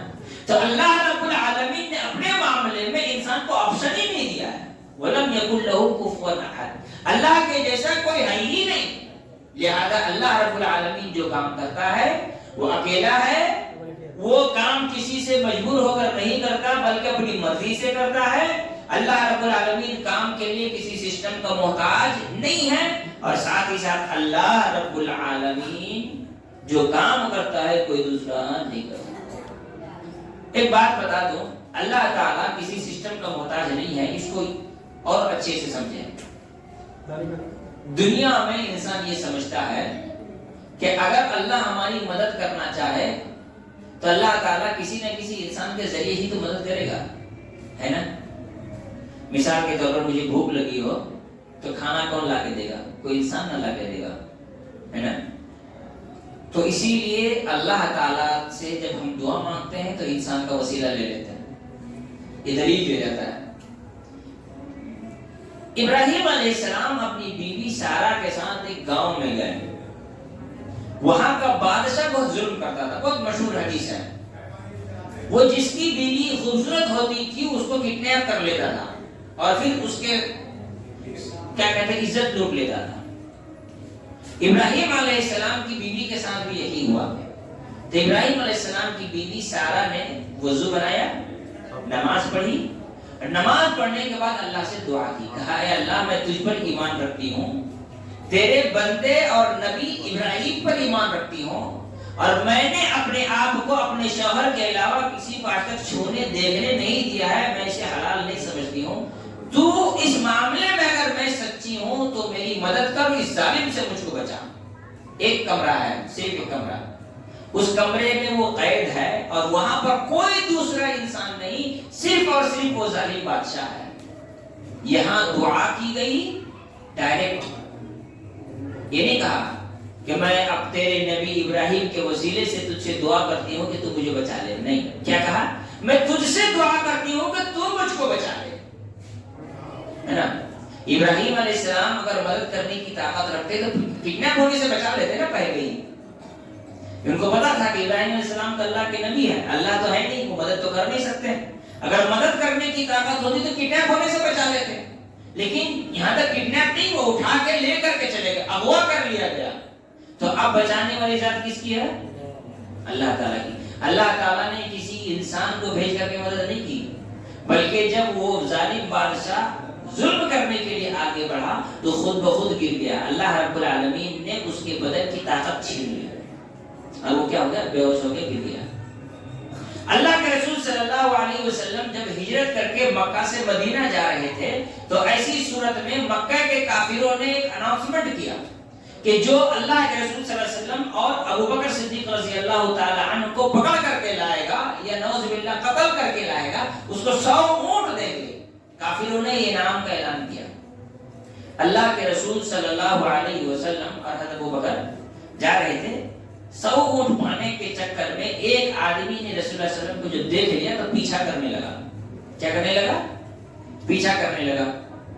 جب وہ رسول اللہ صلی اللہ علیہ وسلم کے قریب پہنچتا اس کی سواری کے آگے کے پیر زمین میں دھنس جاتے. 3 بار ایسا ہوا تو وہ سمجھ گیا کہ میں اس انسان کو پکڑ نہیں سکتا ہوں. تو اس نے کہا کہ آپ مجھے بچا لیں، میں آپ پر ایمان لاتا ہوں. اللہ کے رسول صلی اللہ علیہ وسلم نے کہا کہ جاؤ، میں نے تم کو آزاد کیا، تم سے کوئی مواخذہ نہیں ہے، جاؤ میں نے تم کو چھوڑ دیا. اور پھر لمبا واقعہ ہے. تو اللہ تعالیٰ نے رسول اللہ صلی اللہ علیہ وسلم کی مدد کی. کس کی مدد کی؟ رسول خود اللہ کے مدد کے محتاج ہیں. رسول اللہ صلی اللہ علیہ وسلم کی مدد کی. تو جب رسول اللہ کی مدد کے محتاج ہے کوئی دوسرا انسان، جب دوسرا انسان محتاج ہے، جو محتاج ہے وہ ہم کو کیا دے گا؟ بھائی کٹوری میں کچھ ہوگا تب نہ دیں گے، جب کٹوری خالی ہو تو کیا دیا جائے گا؟ تو بزرگ خود اللہ تعالیٰ کا محتاج ہے تو بزرگ کیسے کسی کو کچھ دے گا؟ لہذا اللہ کے رسول صلی اللہ علیہ وسلم کی مدد اللہ نے کی. اللہ تعالیٰ نے مدد کی تو کوئی آدمی آیا بچانے کے لیے؟ نہیں، خود بخود زمین میں اس کے پاؤں دھس گئے جانور کے. تو اللہ تعالیٰ مدد کرنے کے لیے کسی چیز کا محتاج نہیں ہے. تو یہ ہوا اللہ رب العالمین کے بارے میں احد. اللہ تعالیٰ اکیلا ہے، اللہ الصمد. اللہ تعالیٰ بے نیاز ہے. بے نیاز کا مطلب یہ ہے کہ اللہ تعالیٰ کو کسی چیز کی ضرورت نہیں ہے، کسی چیز کی ضرورت نہیں. ہم عبادت کرتے ہیں خود کو جہنم سے بچانے کے لیے اور خود کو جنت کے مستحق بنانے کے لیے. ہم عبادت اس لیے نہیں کرتے ہیں کہ اللہ تعالیٰ کو ہماری عبادت کی ضرورت ہے. نعوذ باللہ، اللہ تعالیٰ کو ہماری عبادت کی ضرورت ہے؟ اللہ تعالیٰ کی عبادت کرنے کے لیے مخلوقات کی کمی ہے؟ فرشتوں سے جب اللہ نے کہا کہ میں انسان بنانے جا رہا ہوں تو کیا کہا؟ نحن نسبح بحمدک ونقدس لک. اللہ تیری عبادت کرنے کے لیے تو ہم ہیں. فرشتے کتنے ہیں؟ وما يعلم جنود ربك الا هو، اللہ تعالیٰ کے فرشتے کتنے ہیں اللہ کے علاوہ کوئی نہیں جانتا ہے، کوئی نہیں جانتا اللہ کے علاوہ کہ اللہ کے فرشتے کتنے ہیں۔ تو اللہ رب العالمین کی عبادت کے لیے فرشتوں کی کمی ہے؟ زمین آسمان سورج چاند ستارے پیڑ پودے کیڑے مکوڑے سانپ بچھو مچھلی پانی بارش بادل سب اللہ تعالیٰ کی عبادت کرتے ہیں۔ اللہ تعالیٰ نے کیا کہا؟ یہ جو پرندے چہچہاتے ہیں یہ اللہ تعالیٰ کی تسبیح بیان کرتے ہیں، وَلَٰكِن لَّا تَفْقَهُونَ تَسْبِيحَهُمْ، لیکن تم ان کی تسبیح کو نہیں سمجھ سکتے، وہ بھی سبحان اللہ الحمدللہ اللہ اکبر کہتے ہیں۔ سورج چاند ستارے اللہ تعالیٰ کی عبادت کر رہے ہیں، تو اللہ رب العالمین کی عبادت تو سب کر رہے ہیں، تو اللہ تعالیٰ کو ہماری عبادتوں کی ضرورت ہے نہیں۔ پوری دنیا مل کر اللہ کی عبادت کرے تو کیا اللہ کی عزت میں کچھ بڑھ جائے گا؟ اور اگر پوری دنیا کے لوگ مل کر کے اللہ تعالیٰ کی عبادت نہ کریں تو اس سے اللہ کو کچھ نقصان ہو جائے گا؟ اللہ الصمد، اللہ بے نیاز ہے، اسے کسی چیز کی ضرورت نہیں ہے۔ ہمارے صدقہ کی ضرورت اللہ کو نہیں ہے، اللہ تعالیٰ ہمیں صدقہ کرنے کا حکم اس لیے دیا ہے تاکہ قیامت کے دن ہم ان صدقات کے وجہ سے کچھ نیکی پا سکیں، جنت میں کچھ درجہ پا سکیں۔ ان کی محتاج ہم ہیں، زکوٰۃ کے محتاج اللہ تعالیٰ ہے نہیں۔ اللہ تعالیٰ نے زکوٰۃ اس لیے واجب کیا ہے تاکہ ہم زکوٰۃ ادا کریں اور اللہ تعالیٰ کی عبادت کریں۔ تو اللہ رب العالمین بے نیاز ہے، لم یلد ولم یولد، نہ اس کا کوئی اولاد ہے نہ وہ کسی کی اولاد ہے، جیسے کہ بہت سارے لوگ عیسائیوں میں ہندوؤں میں یہ عقیدہ ہے ہم سب بھگوان کے بچے ہیں، نعوذ باللہ نہیں کہنا چاہیے، ہے نا۔ اسی طرح سے انہوں نے کلہ کفوا نہ اس کے جیسا کوئی نہیں۔ تو اللہ رب العالمین اکیلا ہے اپنی ربوبیت میں، مانے اللہ رب العالمین کے رب ہونے کے معاملے میں اللہ تعالیٰ اکیلا ہے۔ دوسری چیز اللہ رب العالمین اکیلا ہے اپنی الوہیت میں، یعنی سب قسم کی عبادت جو ہے وہ اللہ کے لیے ہونی چاہیے۔ عبادت دیکھیں توحید کی جب بات آتی ہے تو اس میں دو چیزیں ہیں، ایک اللہ کی عبادت ہو اس میں کوئی شریک نہ ہو۔ اگر کوئی انسان عبادت ہی نہیں کرتا تو کیا ہے؟ توحید پر ہے نہیں، اس لیے کوئی عبادت ہی نہیں کر رہا ہے۔ ایک انسان عبادت تو کرتا ہے لیکن دوسرے کو اس میں ساتھ میں لے آتا ہے، تو ایسی صورت میں توحید میں ہے نہیں۔ عبادت ہو اس میں کوئی شریک نہ ہو تو وہ توحید میں ہے۔ توحید کیا ہے؟ اعبدوا اللہ ولا تشرکوا بہ شیئا، اللہ کی عبادت کرو اللہ کے ساتھ کسی کو نہ لاؤ۔ اب یہاں پر ایک چیز اور سمجھنے کی ہے، کوئی یہ نہ سمجھے کہ میں تو کسی کو اللہ کے برابر نہیں مانتا، میں تو کسی کو اللہ کے برابر نہیں مانتا، لیکن ہم یہ سمجھتے ہیں کہ اللہ رب العالمین نے کچھ انسانوں کو کچھ طاقتیں دے رکھی ہیں تو وہ بھی انسان مشرک ہے، اس لیے کہ شرک صرف یہ نہیں ہے کہ کسی کو اللہ کے برابر مانا جائے، کسی کو اللہ کا چھوٹا مانا جائے اور یہ مانا جائے کہ اللہ تعالیٰ نے کچھ اختیار کچھ چوائس کچھ چیزیں انسان کے ہاتھ میں دے دی ہیں، تو ایسا ماننا بھی شرک ہے۔ اللہ رب العالمین اپنی الوہیت میں اکیلا ہے۔ روزہ، نماز، حج، زکوٰۃ، دعا، استغفار، مدد، یہ ساری چیزیں اللہ سے مانگی جائے گی۔ سجدہ اللہ کو کیا جائے گا، کسی اور کے سامنے نہیں جھکا جائے گا، چاہے وہ عبادت کی نیت سے جھکے یا کسی اور نیت سے۔ مثال کے طور پر ہمارے یہاں ہندو لوگوں کے یہاں نا پاؤں چھونے کی عادت ہے، جھک کر کے پاؤں چھوتے ہیں، یہ جھکنا یہ حرام ہے۔ مارشل آرٹ بہت سارے لوگ سیکھتے ہیں نا، مارشل آرٹ میں ایسے ہاتھ رکھ ایسے جھکتے ہیں نا لاسٹ میں، دیکھیں نا، یہ بھی حرام ہے، کیونکہ مارشل آرٹ جو لوگ کرتے ہیں، جو لوگ مارشل آرٹ سیکھتے ہیں وہ لوگ ایک خاص دیوی دیوتا کی پوجا کرتے ہیں اور مارشل آرٹ میں ایک دوسرے کے سامنے جھکا جاتا ہے۔ واجب ہے میں عبادت نہیں کر رہا ہوں، یہ میرے آرٹ کا ہی حصہ ہے، ایسے آرٹ کی کوئی ضرورت نہیں ہے۔ ایسی جگہ مارشل آرٹ اسی لیے سیکھنے سے لوگوں کو سمجھ جانا چاہیے مارشل آرٹ ایسے نہیں سیکھنا چاہیے۔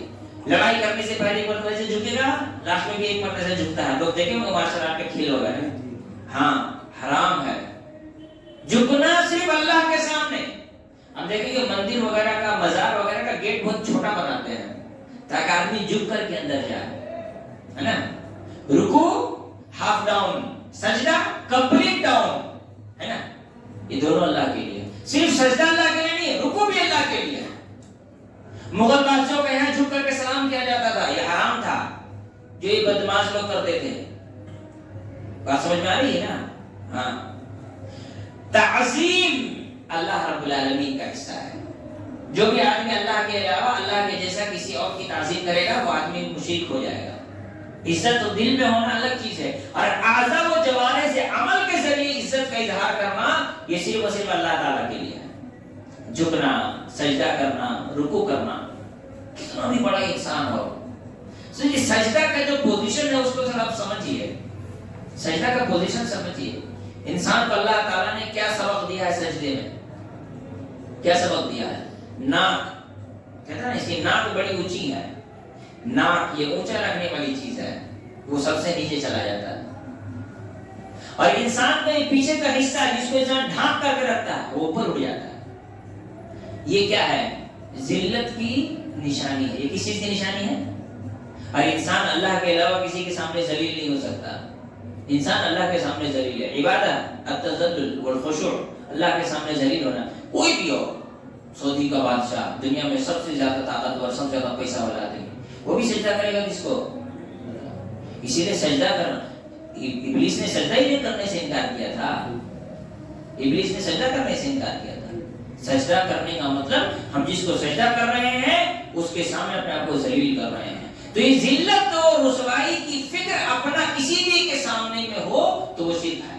آدمی اگر یہ سوچتا ہے نہیں جی آدمی بڑا عظیم ہے، میں تو اس کے سامنے ذلیل ہوں، حقیر ہوں، تو ایسا سوچنا بھی شرک ہے، کیونکہ انسان ذلیل اور حقیر صرف اللہ رب العالمین کے سامنے ہے۔ ہمارے یہاں جو ہندوؤں میں ہے نا سسٹم، برہمن ہے، برہمن کے سامنے دنیا کے سارے لوگ اپنے آپ کو کیا سمجھتے ہیں؟ ذلیل سمجھتے ہیں، تو یہ شرک کرتے ہیں۔ ہمارے یہاں ایسا نہیں ہونا چاہیے کہ کوئی آدمی کسی انسان کے سامنے اپنے آپ کو ذلیل سمجھے۔ ہر انسان اللہ تعالیٰ کے سامنے کیا ہے؟ ذلیل ہے۔ تو ذلت کا کی فیلنگ، سجدہ کرنا ضروری نہیں ہے، ذلت کی فیلنگ یہ عبادت ہے۔ ذلت کی فیلنگ یہ اللہ کی عبادت ہے۔ جب انسان عبادت کرتا ہے تو وہ فیل کرتا ہے کہ میں اللہ کے سامنے ذلیل ہوں، میں اللہ کے علاوہ کسی اور کے سامنے نہیں جھک سکتا، کیونکہ عزت والی ذات صرف اور صرف کس کی ہے؟ پھر جو آدمی مزاروں پہ جا کے سجدہ کرتا ہے، قبروں پہ جا کے سجدہ کرتا ہے، بزرگوں کے سامنے سجدہ کرتا ہے۔ آپ کے ہیں جو بنگالی مسلم لوگ ہیں ان کے گھروں میں جائیے گا وہاں بھی پہنچ ہوتے ہیں لوگ، نہیں دیکھے ہیں؟ دیکھیے گا کسی کا اٹھنا بیٹھنا ہوگا تو وہ لوگ بھی اپنے ماں باپ کا پہنچ ہوتے ہیں۔ بنگالی مسلم لوگ کے فیملی میں دیکھیے گا شیر کھائی ہے، سراسر شیر، سراسر شیر۔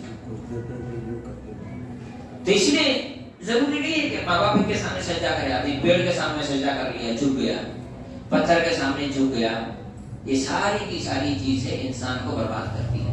اللہ رب العالمین کو جب ہم پہچانتے ہیں تو اللہ نے کیا کہا؟ حدیث قدسی ہے، الکبریاء ردائی والعظمت عزاری، کبریائی بڑائی میرا چادر ہے اور عظمت میری لنگی ہے۔ عظمت، عظمت کا اپوزٹ کیا ہوتا ہے؟ ذلت۔ عظمت کی اپوزٹ کیا ہے؟ ذلت۔ عظمت والی ذات اللہ کی ہے، سارے مخلوق ذلیل ہیں۔ سارے مخلوق کیا ہیں؟ ذلیل ہیں، سارے مخلوق ذلیل ہیں۔ وسع کرسیہ السماوات والارض، کرسی کیا ہے؟ اللہ تعالیٰ کے پیر رکھنے کی جگہ، اور کرسی کتنی بڑی ہے؟ زمین و آسمان سے بڑی ہے۔ تو اللہ کی عظمت کتنی بڑی ہو گئی؟ اللہ رب العالمین کی عظمت، اللہ رب العالمین کی عظمت ہمیں یہ بتاتی ہے کہ عبادت صرف اس کی ہونی چاہیے۔ سبحان اللہ بحمدہ، سبحان اللہ العظیم۔ ہم اس پر بعد میں بات کریں گے۔ الوہیت میں، عبادتوں میں اللہ تعالیٰ کے علاوہ کوئی آدمی اللہ کے علاوہ کسی اور سے اگر ڈرتا ہے تو مشرک ہے۔ ڈر دو قسم کی ہے، ایک طبعی اور ایک شرعی۔ طبعی ڈر، سانپ دیکھ کر کے ڈر جانا، یہ شرک نہیں ہے۔ جیسے کہ موسیٰ علیہ السلام فَأَوْجَسَ فِي نَفْسِهِ خِیفَةً، جب لاٹھی چھوڑا دیکھا سانپ بن گیا تو ڈر گئے۔ تو طبعی کی فطری ڈر ہے، لیکن کچھ بھلا ہو جائے گا، کچھ برا ہو جائے گا، کچھ نقصان ہو جائے گا، کچھ برکت ہو جائے گی، ہے نا؟ میسج آتا ہے کیا وہ میسج آتا ہے، ہاں مدینے کے امام نے خواب میں بی بی فاطمہ کو دیکھا، یہاں سے میسج شروع ہوتا ہے، ٹھیک ہے؟ اس کے بعد دیکھا جس نے اس کو 1000 آدمی کو بھیجا اس کو سونے کی اینٹ مل گئی، ایک ڈاکٹر نے ڈیلیٹ کر دیا، اس کا بیٹا مر گیا، اب آدمی ڈر گیا یا تو لالچ آ گئی. ڈر اللہ کے علاوہ یہ کوئی طبیعی ڈر ہے نہیں. یہ کس چیز کا ڈر ہے؟ یہ شرعی ڈر ہے, یہ عبادت کا حصہ ہے. ڈر خوف یہ اللہ کے علاوہ کسی کے سلسلے میں نہیں ہونی چاہیے. اللہ کے رسول صلی اللہ علیہ وسلم کے زمانے میں بہت سارے لوگ مزار بھی اس لیے نہیں جاتے ہیں کہ ان کو کچھ چاہیے, بلکہ اس لیے جاتے ہیں کہ اگر نہیں جائیں گے تو کچھ برا ہو جائے گا. نہ ایک بچہ مزار پہ جانا چھوڑ دیا تو بیمار پڑ گیا, جونڈس ہو گیا, تو اس کے ابا نے کہا دیکھ تو مزار جانا چھوڑ دیا اس لیے تو جونڈس ہو گیا, تو جلدی سے مزار پہ پھر ٹھیک ہو جائے گا. تو وہ محبت سے نہیں جا رہا, پھر کس لیے جا رہا ہے؟ ڈر کے مارے رہے. اتنے بڑے بزرگ ہیں, ان کے بارے میں اس طرح سے سوچیں گے بزرگ کو نقصان پہنچا دیں گے. جیسے ہندوؤں کا یہ ہندوؤں کا عقیدہ ہے. کیا کہا؟ دنیا بدل سکتی ہے لیکن برہمن کا شراب برہمن کی بد دعا نہیں بدل سکتی ہے. برہمن کی بد دعا ہمارے یہاں بزرگوں کی بد دعا ہے. بھائی اگر تم غلطی نہیں کی ہو تو اللہ تمہارے سلسلے میں کسی کی بد دعا کیوں قبول کرے گا؟ ہے نا, اس بات کا یاد رکھنا چاہیے. تو ہمارے یہاں پر کیا ہے؟ الوہیت میں عبادت میں بنیادی طور پر آدمی نماز اللہ کے لیے کر لیتا ہے, روزہ اللہ کے لیے کر لیتا ہے, سجدہ اللہ کے لیے کر لیتا ہے, سب کچھ اللہ کے لیے کر لیتا ہے. پھر ایکسٹرا چیز میں کیا کرتا ہے؟ مزاروں پہ سجدہ کر لیتا ہے, مزاروں کو چادر چڑھا دیتا ہے, مزاروں پہ جا کے قرآن پڑھنے لگتا ہے, وہ بزرگ سے مانگنے لگتا ہے کہ بزرگ مدد کر, یہ کر, وہ کر, فلاں کر, اولاد دے, مصیبت. ابھی 4-5 سال پہلے کی بات ہے, پاکستان سے کچھ لوگ انڈیا آئے, اس لیے بیٹا بیمار ہے, ٹھیک نہیں ہو رہا ہے. کہاں جانا ہے؟ حاجی علی درگاہ جانا ہے. پاکستان سے آیا درگاہ مدد مانگنے کے لیے. سوچیے وہ انسان جنت جائے گا کبھی جو غیر اللہ سے مدد مانگتا ہو؟ غیر اللہ سے مدد مانگنے والا آدمی کبھی جنت نہیں جائے گا. اس لیے کہ اللہ رب العالمین نے کیا کہا؟ ادعونی استجب لکم, مجھ سے مانگو میں ہی تمہاری دعا سنوں گا. نہ تو اللہ تعالیٰ بہرا ہے کہ نہیں دعا کرنے سے نہیں سن سکتا, اور نہ ہی اللہ رب العالمین ظالم ہے کہ دعا کرنے کے بعد اللہ قبول نہ کرے.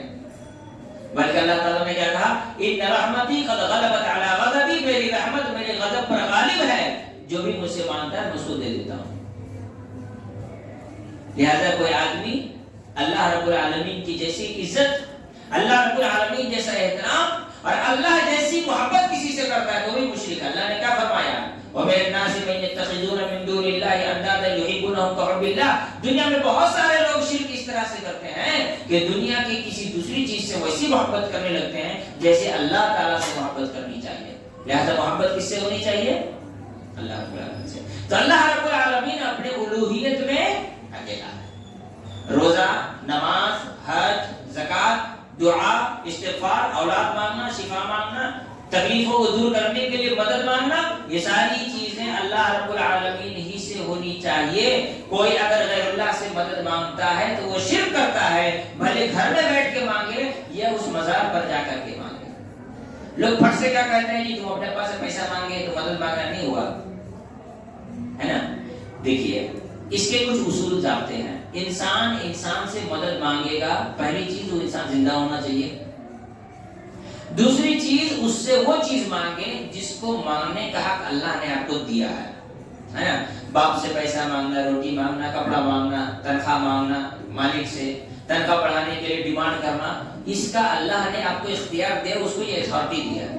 لیکن روزی دینے کی, اولاد دینے کی, برکت دینے کی, تنگی دور کرنے کی اللہ تعالیٰ نے یہ اتھارٹی کسی کو دیا ہے, لہذا کسی اور سے نہیں مانگا جائے. ہمارے یہاں بہت سارے لوگ کیا کرتے ہیں, چھوٹا چھوٹا تختی لا کے دکان میں لگا دیتے ہیں, اسکیچ بنا ہوتا ہے, نمبر لکھے ہوتے ہیں, کچھ نام لکھے ہوتے ہیں, ہے نا. کس لیے؟ دکانوں مکان کی خیر و برکت کے لیے لٹکا دیا جاتا ہے. لٹکاتے ہیں کہ لوگ نہیں لٹکاتے ہیں؟ کیا اللہ رب العالمین برکت دینے کے لیے کافی نہیں ہے؟ تو اللہ سے مانگو. اچھا جو آدمی یہ سب کرتا ہے نا, وہ کہتے ہیں نہیں ہم تو سمجھتے ہیں کہ اللہ دینے والا ہے لیکن ہم اس کو ذریعہ بنا رہے ہیں. اچھا آپ کا یہ جملہ جھوٹ ہے. کیوں؟ اس لیے کہ اگر آپ اللہ کو دینے والا سمجھتے تو آپ اللہ سے مانگتے. جو یہ ساری چیز لٹکا لیتا ہے وہ پھر اللہ سے کبھی مانگتا نہیں ہے. اس کا مطلب وہ یہ مانتا ہے کہ یہ ڈائریکٹ دے گا لیکن دنیا کے سامنے جھوٹ بولتا ہے. لیکن وہ دنیا کے سامنے جھوٹ بولتا ہے. اللہ رب العالمین کی ذات سے ہی ساری چیزیں کی جائیں. اس کے بعد وہ اسمائہ و صفاتہ, اللہ تعالیٰ اکیلا ہے. کس چیز میں؟ اپنے ناموں میں, اپنی صفتوں میں. اللہ تعالیٰ اپنی صفتوں میں اکیلا ہے. اللہ تعالیٰ سب سے بڑا ہے، اکیلا ہے، اس کے برابر کوئی نہیں ہے۔ اللہ رب العالمین سب سے زیادہ محبت کا مستحق ہے، اکیلا ہے، اس کے جیسا کوئی نہیں ہے۔ اللہ تعالیٰ عبادتوں کا مستحق ہے، اکیلا ہے، اس کے جیسا کوئی نہیں ہے۔ روزی دینا اللہ تعالیٰ کی صفت ہے۔ اللہ رب العالمین، قرآن اللہ کا کلام ہے۔ اس طرح جتنی بھی اللہ تعالیٰ کی صفتیں ہیں وہ ساری کی ساری صفتیں اللہ رب العالمین کی ہیں، اس میں وہ اکیلا ہے، اس میں کوئی اس کا حصہ دار نہیں۔ اس میں خاص کر کے چیز کیا ہے؟ علم غیب۔ اس میں خاص کر کے کیا چیز ہے؟ علم غیب۔ عالم الغیب فلا یظہر علی غیبہ احدا۔ علم غیب جو ہے یہ اللہ تعالیٰ کی صفت ہے۔ فیوچر کے بارے میں جاننا کس کی صفت ہے؟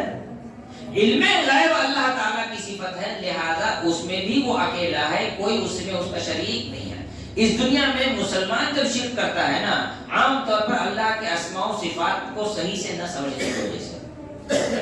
علم غیب کے بارے میں بات کریں، علم غیب ہے کیا، اس کو سمجھیں۔ بنا کسی سورس کے ایک ایسی چیز کو جاننا جو آپ کے سامنے نہ ہو، وہ کیا کہلاتا ہے؟ علم غیب۔ مثال کے طور پر میں یہاں بیٹھا ہوں اور میں کہوں کہ امریکہ میں بارش ہو رہی ہے، کیا کہوں؟ آپ میں سے کوئی پوچھے گا آپ کو کیسے پتا چلا امریکہ میں بارش ہو رہی ہے؟ تو میں کہوں گا نہیں، مجھ کو پتا چل جاتا ہے کہاں کیا ہو رہا ہے، مجھے غیب کی خبر ہے۔ تو اگر آپ مان لیے تو آپ مشرک اور میں کافر، کیونکہ میں نے اللہ ہونے کا دعویٰ کر لیا۔ لیکن اگر میں کہوں کہ مجھے میسج آیا ہے واٹس ایپ میں نے نیوز پڑھا ہے، میں نے ٹیلی ویژن میں نیوز دیکھا ہے، تو میں وہاں ہوں نہیں، لیکن کسی سورس سے مجھے اس چیز کا علم ہوا، تو یہ علم غیب ہے؟ وہ تو دنیا کا ہر انسان جانتا ہے۔ ویسے ہی اگر غیب کی بات کریں تو غیب 3 طرح کی ہے۔ غیب کتنے طرح کی ہے؟ کچھ غیب کی چیزیں دنیا کا ہر انسان کو معلوم ہے، جیسے جنت کسی نے دیکھا، یعنی ہمیں اس کا علم ہے، غیب کی بات ہے نا، لیکن چونکہ ہمیں ایک سورس سے، ایک ذریعہ سے، قرآن کے ذریعے سے معلوم ہوا، اس لیے ہم عالم الغیب نہیں ہوئے۔ قبر میں عذاب ہوتی ہے، ہمیں معلوم ہے، ہم نے حدیث میں پڑھا، یہ بھی تو غیب کی بات ہے۔ ذالک من انباء الغیب نوحیہ الیک، یہ غیب کی باتیں ہیں جو ہم آپ کو بتا رہے ہیں۔ کس کے بارے میں کہا اللہ نے؟ مریم علیہ السلام کے گھر میں جو ہوا عیسیٰ علیہ السلام کی پیدائش کے وقت، ان باتوں کو اللہ نے قرآن میں بیان کر کے کہا کہ یہ غیب کی باتیں ہم آپ کو بتا رہے ہیں۔ تو غیب کی بہت سی چیزیں ایسی ہیں جو ہم نے نہیں دیکھی، ہم نے تو نبی کو بھی نہیں دیکھا، لیکن ہم ایمان رکھتے ہیں نا، کیوں؟ کیونکہ قرآن مجید میں نبی پر ایمان لانے کے لیے کہا گیا۔ قرآن ایک سورس ہے، ایک ذریعہ ہے، ذریعے کے کسی ذریعے سے، کسی واسطے سے، کسی سورس سے جب ہمیں کسی غیب کے بارے کے غیب کی چیز کے بارے میں علم ہوتا ہے تو انسان عالم الغیب نہیں کہتا۔ تو بہت ساری غیب کی چیزیں جو ہمیں معلوم ہے لیکن ہم عالم الغیب نہیں ہے، کیونکہ ہمیں ایک سورس کے ذریعے، قرآن کے ذریعے، حدیث کے ذریعے معلوم ہوا۔ غیب کی کچھ چیزیں ہیں جو صرف نبی جانتے تھے، اللہ تعالیٰ انہیں بتلاتا تھا۔ جیسے اللہ کے رسول صلی اللہ علیہ وسلم نے فرمایا اگر تم جان جاؤ جو میں جانتا ہوں تو تم ایسا ایسا نہیں کرتے۔ جیسے اللہ کے رسول صلی اللہ علیہ وسلم نے فرمایا کہ اگر مجھے اس بات کا ڈر نہ ہو کہ تم اپنے مردوں کو زمین میں دفنانا بند کر دو گے تو میں اللہ سے دعا کرتا کہ اللہ تعالیٰ تم کو وہ سنائے جو میں سنتا ہوں۔ یعنی اللہ رب العالمین کے ذریعے سے جو باتیں نبی کو بتائی گئی وہ علم غیب ہوگا نہیں، کیونکہ ایک سورس ہے، ایک ذریعہ ہے۔ ذریعہ کیا ہے؟ اللہ نے بتایا، اللہ نے بتایا۔ تو جو لوگ کہتے ہیں کہ نبی عالم الغیب تھے تو کیسے تھے؟ تو قرآن کی دلیل دیتے ہیں فَلَا يُظْهِرُ عَلَىٰ غَيْبِهِ إِلَّا مَنِ ارْتَضَىٰ مِن رَّسُولٍ فَإِنَّهُ يَسْلُكُ مِن بَيْنِ يَدَيْهِ وَمِن خَلْفِهِ رَصَدًا۔ لیکن اللہ تعالیٰ جس نبی سے راضی ہو اس کو غیب کی باتیں بتاتا۔ جب اللہ نے بتا دیا تو عالم الغیب کیسے ہوا؟ اللہ نہیں بتاتا اور جان جاتے تو عالم الغیب ہوتے نہیں، اللہ نہیں بتاتا اور جان جاتے تو عالم الغیب ہوتے۔ تو علم غیب کا ایک دوسرا حصہ ہے جو اللہ نے نبیوں کو بتایا، دنیا میں کسی اور کو پتا نہیں ہے، تو وہ بھی علم غیب کا حصہ ہے، لیکن وہ اللہ نے بتایا، اس لیے عالم الغیب نہیں ہے۔ علم غیب کا وہ تیسرا حصہ جو صرف اللہ جانتا ہے، دنیا میں کوئی نہیں جانتا، جو صرف اللہ جانتا ہے دنیا میں کوئی اور نہیں جانتا، تو وہ ہے علم غیب جو اللہ تعالیٰ جانتا ہے صرف۔ اللہ نے کہا فرمایا عالم الغیب، کون ہے؟ اللہ تعالیٰ عالم الغیب ہے۔ هو اللہ الذی لا الہ الا هو عالم الغیب والشہادہ۔ اللہ رب العالمین کیا ہے؟ عالم الغیب ہے غیب اور حاضر کا جاننے والا ہے۔ اللہ تعالیٰ فرماتا ہے انہ مفاتیح الغیب لا یعلمها الا اللہ، غیب کی چابی اللہ کے پاس ہے، اللہ کے علاوہ کوئی عالم الغیب نہیں ہے۔ تو جو نبیوں کو عالم الغیب مانتے ہیں وہ علم غیب کے بارے میں جاہل ہیں۔ نبیوں کو جن غیب کے بارے میں علم تھا وہ چیزیں تھی جو اللہ نے بتایا، تو عالم الغیب نہیں کہلائیں گے کیونکہ اللہ نے بتایا۔ اگر ایسے ہوگا تو ہم بھی عالم الغیب ہیں کیونکہ ہم کو بھی جنت کے بارے میں معلوم ہے، آپ بھی عالم الغیب ہیں کیونکہ آپ کو بھی جہنم کے بارے میں معلوم ہے۔ لیکن جیسے آپ کو اللہ نے قرآن کے ذریعے بتایا ویسے نبی صلی اللہ علیہ وسلم کو اللہ نے یا تو ڈائریکٹ بتایا ہے تو نبی فرشتوں کے ذریعے بتایا۔ جب اللہ نے بتا دیا تو علم غیب نہیں رہا، صرف اللہ نے نہیں بتایا ہوتا اور اللہ کے رسول جان جاتے تو عالم الغیب ہوتے۔ مفاتیح الغیب، غیب 5 ہیں بنیادی طور پر، کیا ہے؟ عنده علم الساعة وينزل الغيث ويعلم ما في الأرحام وما تدري نفس ماذا تكسب غدا وبأي أرض تموت۔ 5 بنیادی چیزیں غیب کی ایسی ہیں جو انسان نہیں جانتا، اللہ کے علاوہ کوئی نہیں جانتا۔ نمبر 1 کیا اللہ رب العالمین نے فرمایا عنده علم الساعة، قیامت کب واقع ہوگی یہ صرف اللہ جانتا ہے۔ جبرائیل علیہ السلام آئے، کہے اللہ کے رسول صلی اللہ علیہ وسلم سے اخبرنی عن الساعة، مجھے قیامت کے بارے میں بتائیے۔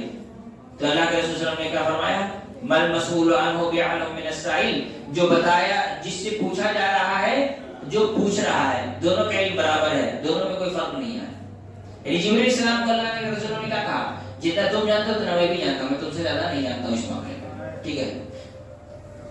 عنده علم الساعة وينزل الغيث، بارش کب نازل ہوگی یہ اللہ تعالیٰ جانتا ہے۔ ریڈیو پہ جو فور کاسٹ آتا ہے وہ کیسے پتا چلتا ہے؟ بارش کے دیکھنے کے بعد، بارش کو دیکھے بغیر نہیں۔ جب بارش آ جاتا ہے جب لگتا ہے کہ بہت زیادہ گھنا بارش ہے تو کیا کہتے ہیں بارش ہوگی؟ نہیں، بارش ہو سکتی ہے، بارش ہوگی ہو سکتی ہے۔ طوفان جب سمندر پہ اٹھ جاتا ہے اس کے بعد کہا جاتا ہے کہ طوفان آنے والا ہے نا۔ تو بارش کب ہوگی یہ اللہ تعالیٰ جانتا ہے۔ نیوز میں بولتا ہے، جیسے خبر دیتا ہے کل زوردار درمیانی ہلکی بارش ہو سکتی ہے، کیا کہا؟ زوردار درمیانی ہلکی بارش، تینوں ہو گئے، زوردار بھی ہو گیا، درمیانی مطلب نارمل اور ہلکی مطلب تھوڑا تھوڑا۔ نیوز والے اس طرح سے بتاتے ہیں بارش ہونے کی آشنکا ہے، یعنی امید ہے بارش ہوگی۔ علم علم کسے کہتے ہیں؟ پختہ جانکاری تو ہوگی ہر حال میں، اس کو علم کہتے ہیں۔ یہ شک ہو سکتا ہے، یہ شک ہے۔ تو بارش کب نازل ہوگی یہ کون جانتا ہے؟ اللہ تعالیٰ جانتا ہے، کوئی اور نہیں جانتا۔ وَيَعْلَمُ مَا فِي الْأَرْحَامِ، ماں کے پیٹ میں کیا ہے یہ کون جانتا ہے؟ اب سائنس کہتی ہے کہ بھئی ہم تو سونوگرافی کر کے جان لیتے ہیں کہ ماں کے پیٹ میں کیا ہے۔ تو اصل میں بات یہ ہے عربی زبان میں انسان کے لیے لفظ استعمال ہوتا ہے من، مطلب کون۔ تو سونوگرافی کر کے پتا چلتا ہے کہ پیٹ میں کون ہے، بیٹا ہے کہ بیٹی ہے۔ یہ کب ہوتا ہے؟ جب پورا بیٹا یا بیٹی تیار ہو جائے۔ اللہ رب العالمین نے فرمایا ما فی الارحام، ماں کے پیٹ میں کیا ہے، کیا کا مطلب وہ کنڈیشن جب وہ بیٹا یا بیٹی کی شکل نہیں لیا، صرف خون کی شکل میں ہے، اسپم کی شکل میں ہے، لوتھڑے کی شکل میں ہے، تو اللہ تعالیٰ جانتا ہے تب بھی کہ کیا ہے، کون ہے نہیں کہا کیا ہے۔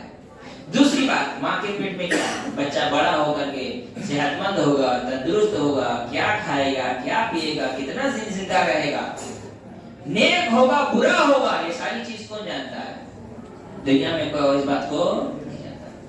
وَيَعْلَمُ مَا فِي الْأَرْحَامِ وَمَا تَدْرِي نَفْسٌ بِأَيِّ وَمَاذَا تَكْسِبُ غَدًا، کل تم کتنا کماؤ گے نہیں معلوم۔ کبھی کبھی انسان سوچتا ہے اب آج تو بڑا زبردست دھندا ہونے والا ہے، پتا چلا دھندا ہی نہیں ہوا، وہ خود بیمار پڑ گیا، دکان بند کر کے آ گیا۔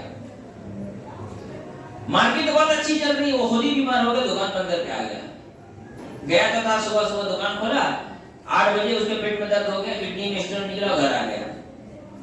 ابھی ائی ارض تموت، آدمی نہیں جانتا ہے کہاں مرے گا، پلین کریش ہو کے مرے گا، پانی میں ڈوب کے مرے گا، ہاسپٹل میں مرے گا، ہاسپٹل جاتے ہی راستے مرے گا، گھر میں مرے گا، کہاں مرے گا انسان نہیں جانتا۔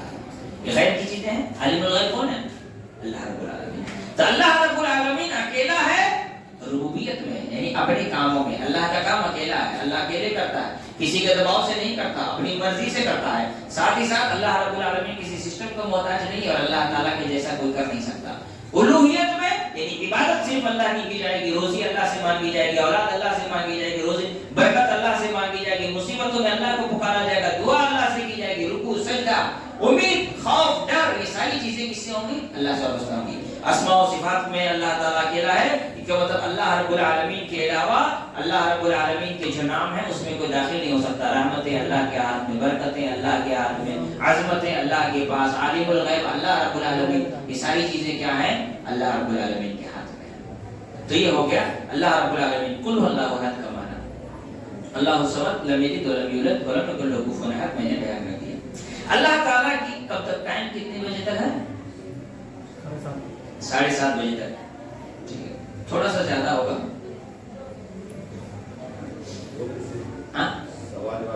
سوال جواب انشاءاللہ رکھیں گے. خواتین کو کاغذ قلم دے دیجئے، ضرورت ہو تو سوال لکھ کر کے پوچھ لیجیے. خواتین کو پین اور پیپر خواتین میں بھیج دیجئے. وہ یہ پین لے لیجئے اور پین پیپر دے دیجئے. کسی کو کوئی خواتین میں سے کسی کو کوئی سوال ہو تو لکھ کے دے سکتے ہیں. مجھے انگریزی نہیں آتی، رومن میں لکھیں یا تو اردو میں لکھیں. اس کے بعد اللہ تعالیٰ کی معرفت کے لیے ایک اور چیز قرآن مجید میں اللہ نے کیا کہا؟ اللہ لا الہ الا هو الحی القیوم لا تأخذه سنة ولا نوم له ما في السماوات وما في الارض من ذا الذي يشفع عنده الا باذنه يعلم ما بين ايديهم وما خلفهم ولا يحيطون بشيء من علمه الا بما شاء وسع كرسيه السماوات والارض ولا يؤوده حفظهما وهو العلي العظيم. یہ سورت یہ آیت یاد رہنی چاہیے، ہر نماز کے بعد پڑھنی چاہیے، کیونکہ اللہ کے رسول صلی اللہ علیہ وسلم نے فرمایا جو آدمی آیت الکرسی نماز کے بعد پڑھے گا اس کو جنت جانے سے صرف موت روک سکتی ہے. مطلب جب تک وہ مرے گا نہیں جنت نہیں جائے گا، جیسے مرے گا وہ جنت میں داخل ہوگا. کون؟ جو ہر نماز کے بعد آیت الکرسی پڑھتا ہے. کیوں؟ حضرت ابی بن کعب رضی اللہ تعالی عنہ سے اللہ کے رسول صلی اللہ علیہ وسلم نے پوچھا اتدری ای آیت من القرآن معک اعظم، معلوم ہے قرآن میں سورہ آیت اعظم کون سی ہے؟ تو کہا اللہ و رسول عالم، اللہ اور رسول بہتر جانتے ہیں. تو رسول اللہ صلی اللہ علیہ وسلم نے پھر سے پوچھا اتدری انہوں نے کہا کہ اتدری ای آیت من القرآن معک اعظم، کیا تمہیں معلوم ہے قرآن کی سب سے عظیم آیت کون سی ہے؟ تو انہوں نے جب دیکھا کہ اللہ کے رسول صلی اللہ علیہ وسلم بار بار مجھ سے پوچھ رہے ہیں تو انہوں نے کہا اللہ لا الہ الا ہو، آیت الکرسی سب سے عظیم آیت ہے میری نظر میں. فضرب فی صدری، رسول اللہ صلی اللہ علیہ وسلم کے سینے پر ایسے ہاتھ رکھا. وقال، کہا لیہنیک العلم یا ابا المنذر، اے ابو المنذر تم کو تمہارا علم مبارک ہو، تم نے بالکل صحیح جواب دیا. آیت الکرسی کی بڑی فضیلتیں ہیں. سونے سے پہلے آدمی آیت الکرسی پڑھ کر کے سوئے گا تو اللہ تعالیٰ فرشتے کو لگائے گا اس کی حفاظت کرنے کے لیے. ہاں سوتے ٹائم موبائل دیکھ کے سو جائے گا، سپنا دیکھ کے ڈر جائے گا، اس کا بولے گا کچھ ہو گیا ہے مولوی صاحب تعویذ باندھ کے دو. بیوقوف، سورہ آیت الکرسی پڑھ کے سو جائے گا. عورتوں سے درخواست ہے کہ باتیں کم کریں، باتیں نہ کریں، کم بات نہ کریں. جب قرآن کی بات ہو آپس میں بات کرنے سے گناہ ہوتا ہے. تو آیت الکرسی اللہ تعالیٰ نے اس میں 10 سینٹنسز نازل کیے. کتنا؟ 10. ایک سینٹنس جو ہے وہ دعویٰ ہے. کیا ہے؟ دعویٰ. اور 9 سینٹنس اس دعوے کی کیا ہے؟ دلیل ہے. اللہ لا الہ الا ہو، اللہ ہی عبادت کا مستحق ہے، اس کے علاوہ کسی کی عبادت نہیں کی جائے گی. یہ کیا ہے؟ دعویٰ. اللہ نے دعویٰ کیا کہ میں ہی عبادت کا مستحق ہوں، میرے علاوہ کوئی عبادت کا مستحق نہیں ہے. یہ دعویٰ ہے. کیوں اللہ کے علاوہ کوئی عبادت کا مستحق نہیں ہے؟ سوال. اللہ نے جواب دیا اللہ تعالیٰ کیا ہے؟ الحی، زندہ ہے. اللہ کیا ہے؟ زندہ ہے. زندے کی عبادت کی جائے گی، مردے کی نہیں. جو مر گیا قبر میں چلا گیا اس سے نہ مدد مانگی جائے گی، نہ پکارا جائے گا، نہ رکوع کیا جائے گا، نہ سجدہ کیا جائے گا، نہ اس کو کہا جائے گا. آدمی کبھی مانگتا نہیں ہے لیکن پکارتا ہے. ابا آپ تو دیکھ رہے ہیں نا گھر میں کتنی مصیبت آئی ہوئی ہے، کیونکہ ابا کو بتا رہا ہوں، ہے نا. غیر مسلموں میں یہاں پہ پایا جاتا ہے، کہتے ہیں وہ جہاں بھی کہیں ہے مجھے دیکھ رہے ہوں گے. ارے زندہ تھا تب تو دکھائی نہیں دیا، مارنے کا کیسے دیا ہے نا. ایک لڑکا کچھ گناہ کرنے کا عادت، گناہ کرنے کی عادت تھی اس کی، جیسے کبھی سگریٹ پی لے یا کچھ ایسی غلطی وغیرہ گناہ کرنے کی عادت تھی. وہ بولا میرے ابا کے مرنے کے بعد میں یہ چھوڑ دیا. میں سمجھا ڈر کے مارے اللہ کے. بولے نہیں, اللہ کیا بولے, ابا آسمان سے دیکھ رہے ہوں گے مجھ کو گناہ کرتے ہوئے, اس لیے میں چھوڑ دیا. بولے زندہ تھے تب بازو کے کمرے سے دکھا نہیں, آسمان سے کیسے تمہارے ابا کو دکھ رہا ہے کہ تم سگریٹ پی رہے ہو, گڑی پی رہے ہو. بھائی اللہ کے ڈر سے سگریٹ پینا چھوڑو, ہے نا. تو آدمی مر جائے اس کی زندگی ختم. عبادت اللہ کی ہوگی کیونکہ اللہ تعالیٰ زندہ ہے, مرتا نہیں ہے. جو مرے گا, جو مر گیا اس کی عبادت نہیں کی جائے گی. جتنے بھی بھگوان ہے سب مر گئے نا, سب کی موت ہوئی نا, مر کے امر ہو گئے. میں نے آج تک یہ نہیں سمجھا مر کے امر ہونے کا کیا مطلب ہوتا ہے. مر گئے وہ امر کیسے ہوگا؟ جو کبھی نہ مرے وہ امر ہوتا ہے, مر کے امر ہو گئے. ایسا فلسفہ ہے جس کے پیچھے کوئی ترک نہیں ہے, کوئی دلیل نہیں ہے. جو مر جائے اس کی عبادت نہیں کی جائے گی, چاہے کتنا بھی نیک انسان کیوں نہ ہو. اسے دعا نہیں مانگی جائے گی, اس کو پکارا نہیں جائے گا, اس سے مدد نہیں مانگی جائے گی, اسے امیدیں نہیں وابستہ رکھا جائے, اسے ڈرا نہیں جائے گا, اسے خوف نہیں کھایا جائے. کیوں؟ وہ مر گیا. اچھا, اللہ رب العالمین زندہ ہے, ہم بھی تو زندہ ہیں. جب تک ہم زندہ ہیں ہماری عبادت کر لو. نہیں, اللہ تعالیٰ الحی ہے, اپنی ذات سے زندہ ہے. ہم زندہ ہیں کسی چیز پر ڈیپینڈ ہے. کھانا نہ ملے تو مر جائیں گے, پانی نہ ملے تو مر جائیں گے, آکسیجن نہ ملے تو مر جائیں گے. ہم زندہ رہنے کے لیے محتاج ہیں. اللہ رب العالمین زندہ رہنے کے لیے محتاج نہیں ہے. الحی. ہندوؤں کو دیوی دیوتا کو بھوک لگتا تھا, کھانا کھایا کرتے تھے, ہے نا. اللہ تعالیٰ محتاج ہے کھانے کا, سومرس پینے کا, چھاچھ چرا کے کھانے پینے کا, ہے نا. ہندو کے ایک دیوی تھے, بھگوان تھے جو مکھن چرا کے کھا لیتے تھے, مکھن چور اس کا نام تھا, ہے نا. ہاں, تو اللہ تعالیٰ کو اس چیز کی ضرورت ہے نہیں, اللہ کو اس کی ضرورت نہیں ہے. کیوں؟ اللہ تعالیٰ الحی, وہ اپنی ذات سے زندہ ہے. مثال کے طور پر ٹرین ہے, انجن بھی چلتا ہے, ڈبہ بھی چلتا ہے, چلتے تو دونوں ہیں, لیکن ڈبے کو انجن چلاتا ہے. انجن خود سے چلتا ہے لیکن ڈبہ اس کو انجن کھینچتا ہے. انجن سے اگر اس کو الگ کر دیا جائے تو رک جائے گا. ویسے ہماری زندگی جو ہے وہ اللہ رب العالمین کے تابع ہے. ہماری زندگی کس کے تابع ہے؟ اللہ کے. کس کے کنٹرول میں؟ اللہ کے. اللہ کی زندگی اس کی اپنی ہے, اپنی ذات کی زندگی ہے, وہ اپنے آپ پر ہے. وہ کہ اس کی زندگی کسی کا کنٹرول میں نہیں ہے. ہماری زندگی اللہ کے کنٹرول میں ہے. تو اللہ کی زندگی اور ہماری زندگی میں فرق ہوا. اچھا, اللہ زندہ ہے, نعوذ باللہ کبھی مر جائے گا؟ کبھی مر جائے گا نہیں. قیوم, قائم ہے. قیوم کیا ہے؟ قائم ہے, ہمیشہ اس کی زندگی ہے, کبھی ختم ہونے والی نہیں ہے, ابدا, ہمیشہ کے لیے. کل من علیہا فان ویبقى وجہ ربک ذو الجلال والاکرام. دنیا میں جو کچھ ہے وہ سب فنا ہونے والا ہے. جو بھی انسان ہے وہ بھی, صرف باقی کس کی ذات رہے گی؟ صرف تمہارے رب کی ذات باقی رہے گی, باقی سب فنا ہو جائیں گے. اسی سے بہت سارے محدثین کہتے ہیں فرشتے بھی مر جائیں گے, تنہا تنہا اللہ رب العالمین کی ذات باقی رہے گی. اچھا, اللہ تعالیٰ زندہ ہے, کھاتا پیتا ہے, جو کھائے وہ معبود نہیں سکتا. کیوں؟ اللہ تعالیٰ نے کہا عیسائیوں سے, عیسیٰ علیہ السلام کو رب مانتے ہو؟ کہاں. کہا مریم کو رب مانتے ہو؟ کہاں. اللہ نے کہا کانا یاکلان طعام, دونوں کھانا کھاتے تھے, جو کھائے وہ رب نہیں ہو سکتا ہے. اللہ رب العالمین زندہ ہے, کھانے پینے کا محتاج نہیں. اللہ تعالیٰ زندہ ہے, اپنی ذات سے زندہ ہے, قائم ہے, ہمیشہ قائم رہنے والا ہے, اپنی ذات سے قائم ہے, کسی کا محتاج نہیں ہے قائم رہنے کے لیے. جو جس کے اندر یہ چیز نہ ہو رب نہیں ہو سکتا. اچھا ٹھیک ہے, کبھی ایسا ہو کہ آدمی اللہ تعالیٰ سے مانگ رہا ہو, اللہ تعالیٰ سو جائے, اللہ تعالیٰ سو جائے. اللہ نے کہا لا تأخذہ سنۃ ولا نوم, اللہ تعالیٰ کو نہ تو نیند آتی ہے نہ ہی اونگ آتی ہے. نیند اور اونگ دونوں کیوں کہا؟ ایک بولنے سے نہیں ہوتا. اونگ جو ہے یہ غفلت کی ابتدا ہے, اور نیند غفلت کی انتہا ہے. آدمی جب اونگنے لگتا ہے نا تو دھیرے دھیرے وہ کیا ہو جاتا ہے؟ کیئرلیس ہونے لگتا ہے. جب سو جاتا ہے تو کمپلیٹ کیئرلیس ہو جاتا ہے. تو اللہ رب العالمین غفلت کی ابتدا سے لے کے انتہا تک پورا کا پورا کام کیا ہے؟ پاک و صاف ہے. اسی لیے ایک حدیث ہے, اللہ کے رسول صلی اللہ علیہ وسلم نے فرمایا ان اللہ لا ینام ولا ينبغي له ان ينام. صحیح مسلم کی حدیث ہے کہ اللہ رب العالمین سوتا نہیں ہے, اور سونا اللہ رب العالمین کو زیب نہیں دیتا. کیوں؟ کون سوتا ہے؟ جو تھکتا ہے. کون سوتا ہے؟ جو کمزور ہوتا ہے. کون سوتا ہے؟ جو اپنے آپ کو دوبارہ انرجی سے بھرنا چاہتا ہے نا. آدمی تھک گیا, سو گیا, جاگ گیا, پھر سے اس کے اندر انرجی آئی, پھر سے وہ کام پر لگ گیا. کون سوتا ہے؟ جس کا کام ختم ہو جاتا ہے. کون سوتا ہے؟ جو کمزور ہوتا ہے. اللہ تعالیٰ کمزور نہیں ہے، عیبدار نہیں ہے، تھکتا نہیں ہے. اس کو اپنے آپ کو دوبارہ اپنے اندر انرجی پیدا کرنے کی ضرورت نہیں ہے. اللہ نے کیا کہا؟ ہم نے زمین آسمان کو پیدا کیا. وَمَا مَسَّنَا بِاللُّغُوبِ وَمَا مَسَّنَا بِاللُّغُوبِ. تھکاوٹ نے ہم کو چھویا تک نہیں ہے. جو تھکے، جو سوئے، جو کمزور ہو جائے، جس پہ انرجی لاس ہو جائے، جس کو اپنے اندر دوبارہ انرجی پیدا کرنے کی ضرورت پڑے، وہ رب نہیں ہو سکتا. جتنے پیر، فقیر، وزیر، بزرگ، بادشاہ،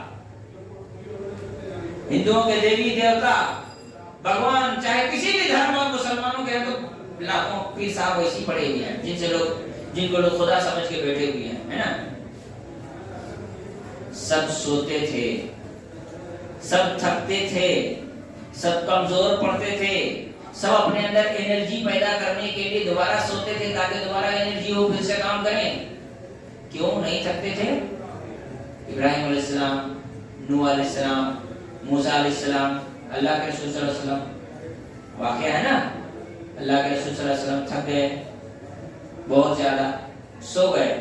ایک صحابی سے کہا دیکھو فجر کو جگا دینا. وہ بھی صحابی سو گئے. فجر کی اذان کو چلا گیا، سورج نکلی، سورج کی گرمی سے آنکھ کھلی تو اللہ کے رسول صلی اللہ علیہ وسلم نے اس صحابی کو جگا رہے تم کو بولا تھا جاگ کے رہو، فجر میں جگا دینا. کیا ہوا؟ بولے جو آپ کا وہ میرا ہوا، آپ بھی سو گئے میں بھی سو گئے. ہے نا وہ حدیث؟ تھکنا، سونا، آرام کرنا، آرام کی ضرورت محسوس کرنا، یہ رب کی صفت نہیں ہو سکتی ہے، یہ عیب ہے. اللہ تعالیٰ کیا ہے؟ سبحان ہے، اس کے اندر کوئی عیب نہیں، کوئی کمی نہیں ہے. جو سو جائے گا وہ انسان کی ضرورتیں پوری نہیں کر سکتا. سو گیا، کوئی مانگ رہا ہو، کیسے اس کی ضرورت پوری کرے گا؟ بلکہ اللہ تعالیٰ کہا کہ جب دنیا سوتی ہے تو تم مجھ سے مانگا کرو. اللہ تعالیٰ آسمان دنیا میں نازل ہوتا ہے رات کے آخری حصے میں اور کہتا ہے هل من داع فاستجیب له وهل من مستغفر فاغفر له وهل من تائب فاتوب علیہ. ہے کوئی مانگنے والا ہے جس کی مراد میں پوری کر دوں، ہے کوئی توبہ کرنے والا جس کی توبہ قبول کروں، ہے کوئی استغفار کرنے والا اس کی میں مغفرت کر دوں. جب دنیا سوتی ہے تب اللہ تعالیٰ اس وقت جو اللہ کو پکارتا ہے اس کی دعائیں سنتا ہے. وصلوا باللیل والناس نیام. نماز عشاء کی تھوڑی تاخیر سے پڑھا کرو، جب لوگ سو جائیں تب عشاء کی نماز پڑھا کرو، ہے نا. ہمارے یہاں لوگ عشاء بہت جلدی پڑھتے ہیں، عشاء تھوڑی تاخیر کر کے پڑھنی چاہیے، اتنی بھی تاخیر نہیں. ابھی میں نے پرسوں کیلکولیٹ کیا 11:15 بجے عشاء کا ٹائم ختم ہو جاتا ہے، اس کے بعد جو عشاء پڑھا اس کی قضا ہو جائے گی، ادا نہیں ہوگی. تو یہ کیلکولیشن کا ایک طریقہ ہے، ہمیشہ 11:15 نہیں دیتا، کبھی 10:30 بجے بھی ٹائم ختم ہو جاتا ہے. تو خیر وہ الگ مسئلہ ہے، لیکن میں بتا رہا ہوں کہ جب دنیا سوتی ہے تو اللہ تعالیٰ انسان کی مرادیں پوری کرتا ہے. اللہ تعالیٰ سوتا نہیں ہے، 24 گھنٹے سونے والا، آرام کرنے والا، آرام کی ضرورت محسوس کرنے والا، تھکنے والا، کمزور پڑنے والا. موت، نیند کیا ہے؟ آدھی موت. نیند کیا ہے؟ کہتے ہیں نیند کو موت کی بہن کہا جاتا ہے. اللہ نے قرآن مجید میں کیا کہا؟ جو لوگ سوتے ہیں ان کی جان نکال لیتے ہیں. جو لوگ سوتے ہیں ان کی جان نکال لیتے ہیں. پھر جن کی زندگی باقی رہتی ہے اس کو روح واپس کر دیتے ہیں، اور جن کی زندگی باقی نہیں رہتی وہ قیامت میں اٹھے گا. نیند یہ آدھی موت ہے. اللہ تعالیٰ سو گیا، کیا مطلب ہوا اس کا؟ اللہ کو آدھی موت آ گئی؟ نہیں، اللہ تعالیٰ سو نہیں سکتا. اللہ کو نیند نہیں آتی، نہ اونگ آتی نہ نیند آتی. جو اونگے، جو سوئے، جسے نیند آئے وہ رب نہیں ہو سکتا. اسے نہ مدد مانگی جا سکتی ہے، نہ اسے دعا کیا جا سکتا ہے، نہ اسے اولاد مانگی جا سکتی ہے، نہ اسے دعائیں کی جا سکتی ہیں، کچھ نہیں. اس لیے کیا پتا جب آپ کو ضرورت ہو تو وہ سو رہا ہو، کیا پتا آپ کو جب آپ کو ضرورت ہو تو وہ تھکا ہوا ہو، کیا پتا آپ کو جب آپ کو ضرورت محسوس ہو رہی ہو تب وہ کسی اور چیز میں مصروف ہو جاتا ہے. لا تأخذه سنة ولا نوم له ما في السماوات وما في الأرض. زمین و آسمان میں جو کچھ بھی ہے سب اسی کا ہے. اس کا مطلب ہوا زمین آسمان چھوڑ کے دنیا کہیں کچھ نہیں ہے. اللہ نے یعلم ما بین یعلم ما فی السماوات وما فی الارض. جو زمین و آسمان میں وہ اللہ جانتا ہے. اس کا مطلب کیا ہوا؟ خلق السماوات والارض وما بینہما. زمین آسمان میں جو کچھ ہے اس کے درمیان جو اس کا اللہ تعالیٰ نے پیدا کیا. تو زمین آسمان ہی دنیا ہے، اس کے علاوہ دنیا میں کچھ نہیں ہے. جو کچھ ہے وہ سب زمین آسمان کے بیچ میں ہے. ہم چاند دیکھیں، سورج دیکھیں، ستارے دیکھیں، منگل گرہ دیکھ لیں، نیپچون، پلوٹو دیکھ لیں، ہے نا. پوسیڈون غائب ہو گیا، دیکھ ایک مرتبہ دیکھا پھر نہیں دکھا سکتا 18 سال سے. یہ ساری چیزیں زمین آسمان کے بیچ میں، کہیں اور نہیں ہے. جو کچھ ہے زمین آسمان کے بیچ میں، ما بین السماوات والارض یعلم لہ ما فی السماوات و ما فی الارض، زمین میں جو کچھ ہے وہ اللہ کا، آسمان میں جو کچھ ہے وہ اللہ کا، جو سب اللہ کا ہے، وہی کھا رہے ہو، وہی پہن رہے ہو، وہی کیا کہتے ہیں جی رہے ہو، تو پھر اللہ کے علاوہ کسی کی عبادت کیوں کر رہے ہو؟ تم جس کی عبادت کرو وہ بھی اللہ کا ہے، تم مخلوق کی عبادت کیوں کرو؟ خالق کی عبادت کرو۔ سورج، چاند، ستارے، انسان، جنات، ان سب کو اللہ نے پیدا کیا ہے، جس کو اللہ نے پیدا کیا تو اس کو تم کی عبادت کرو، اس کو اس کی عبادت کرو جو پیدا کرنے والا ہے نا، جو پیدا کرنے والا ہے وہ گریٹ ہے، جس کو پیدا کیا گیا وہ کہاں سے گریٹ ہوگا؟ بھائی موبائل بہت اچھی ہے لیکن اس کو بنانے والے کا نا دماغ ہے، اس میں اپنا کوئی جڑ دماغ ہے، تو دنیا میں جس کو پیدا کیا گیا ہے، جو پیدا ہوا ہے وہ کہاں سے گریٹ ہوا؟ جس نے پیدا کیا ہے وہ گریٹ ہوا۔ لہو ما فی السماوات و ما فی الارض، چلو مان لیا اللہ ہے، زندہ ہے، اپنے دم پر ہے، قائم ہے، بنا کسی ضرورت اور بنا کسی محتاجگی کے قائم ہے، نیند نہیں آتی، سوتا نہیں، زمین آسمان میں اس کی بادشاہت ہے، لیکن ہم اس لیے پیر صاحب کو مانتے ہیں تاکہ وہ اللہ سے سفارش کر کے ہمارا مسئلہ حل کرا دے۔ کس لیے سفارش؟ اللہ نے فرمایا من ذا الذی یشفع عنده الا باذنہ، اللہ کی اجازت کے بغیر کون ہے جو سفارش کر سکتا ہے؟ اللہ کی اجازت کے بغیر قیامت کے دن بھی اللہ تعالیٰ کی اجازت ہوگی تبھی سفارش ہوگی۔ اچھا سفارش کی بات یاد رکھیں، جو سفارش کرے گا اس کو کون فکس کرے گا؟ اللہ تعالیٰ۔ جس کی سفارش کرے گا اس کو بھی کون فکس کرے گا؟ اللہ تعالیٰ۔ دونوں کو فکس اللہ تعالیٰ ہی کرے گا۔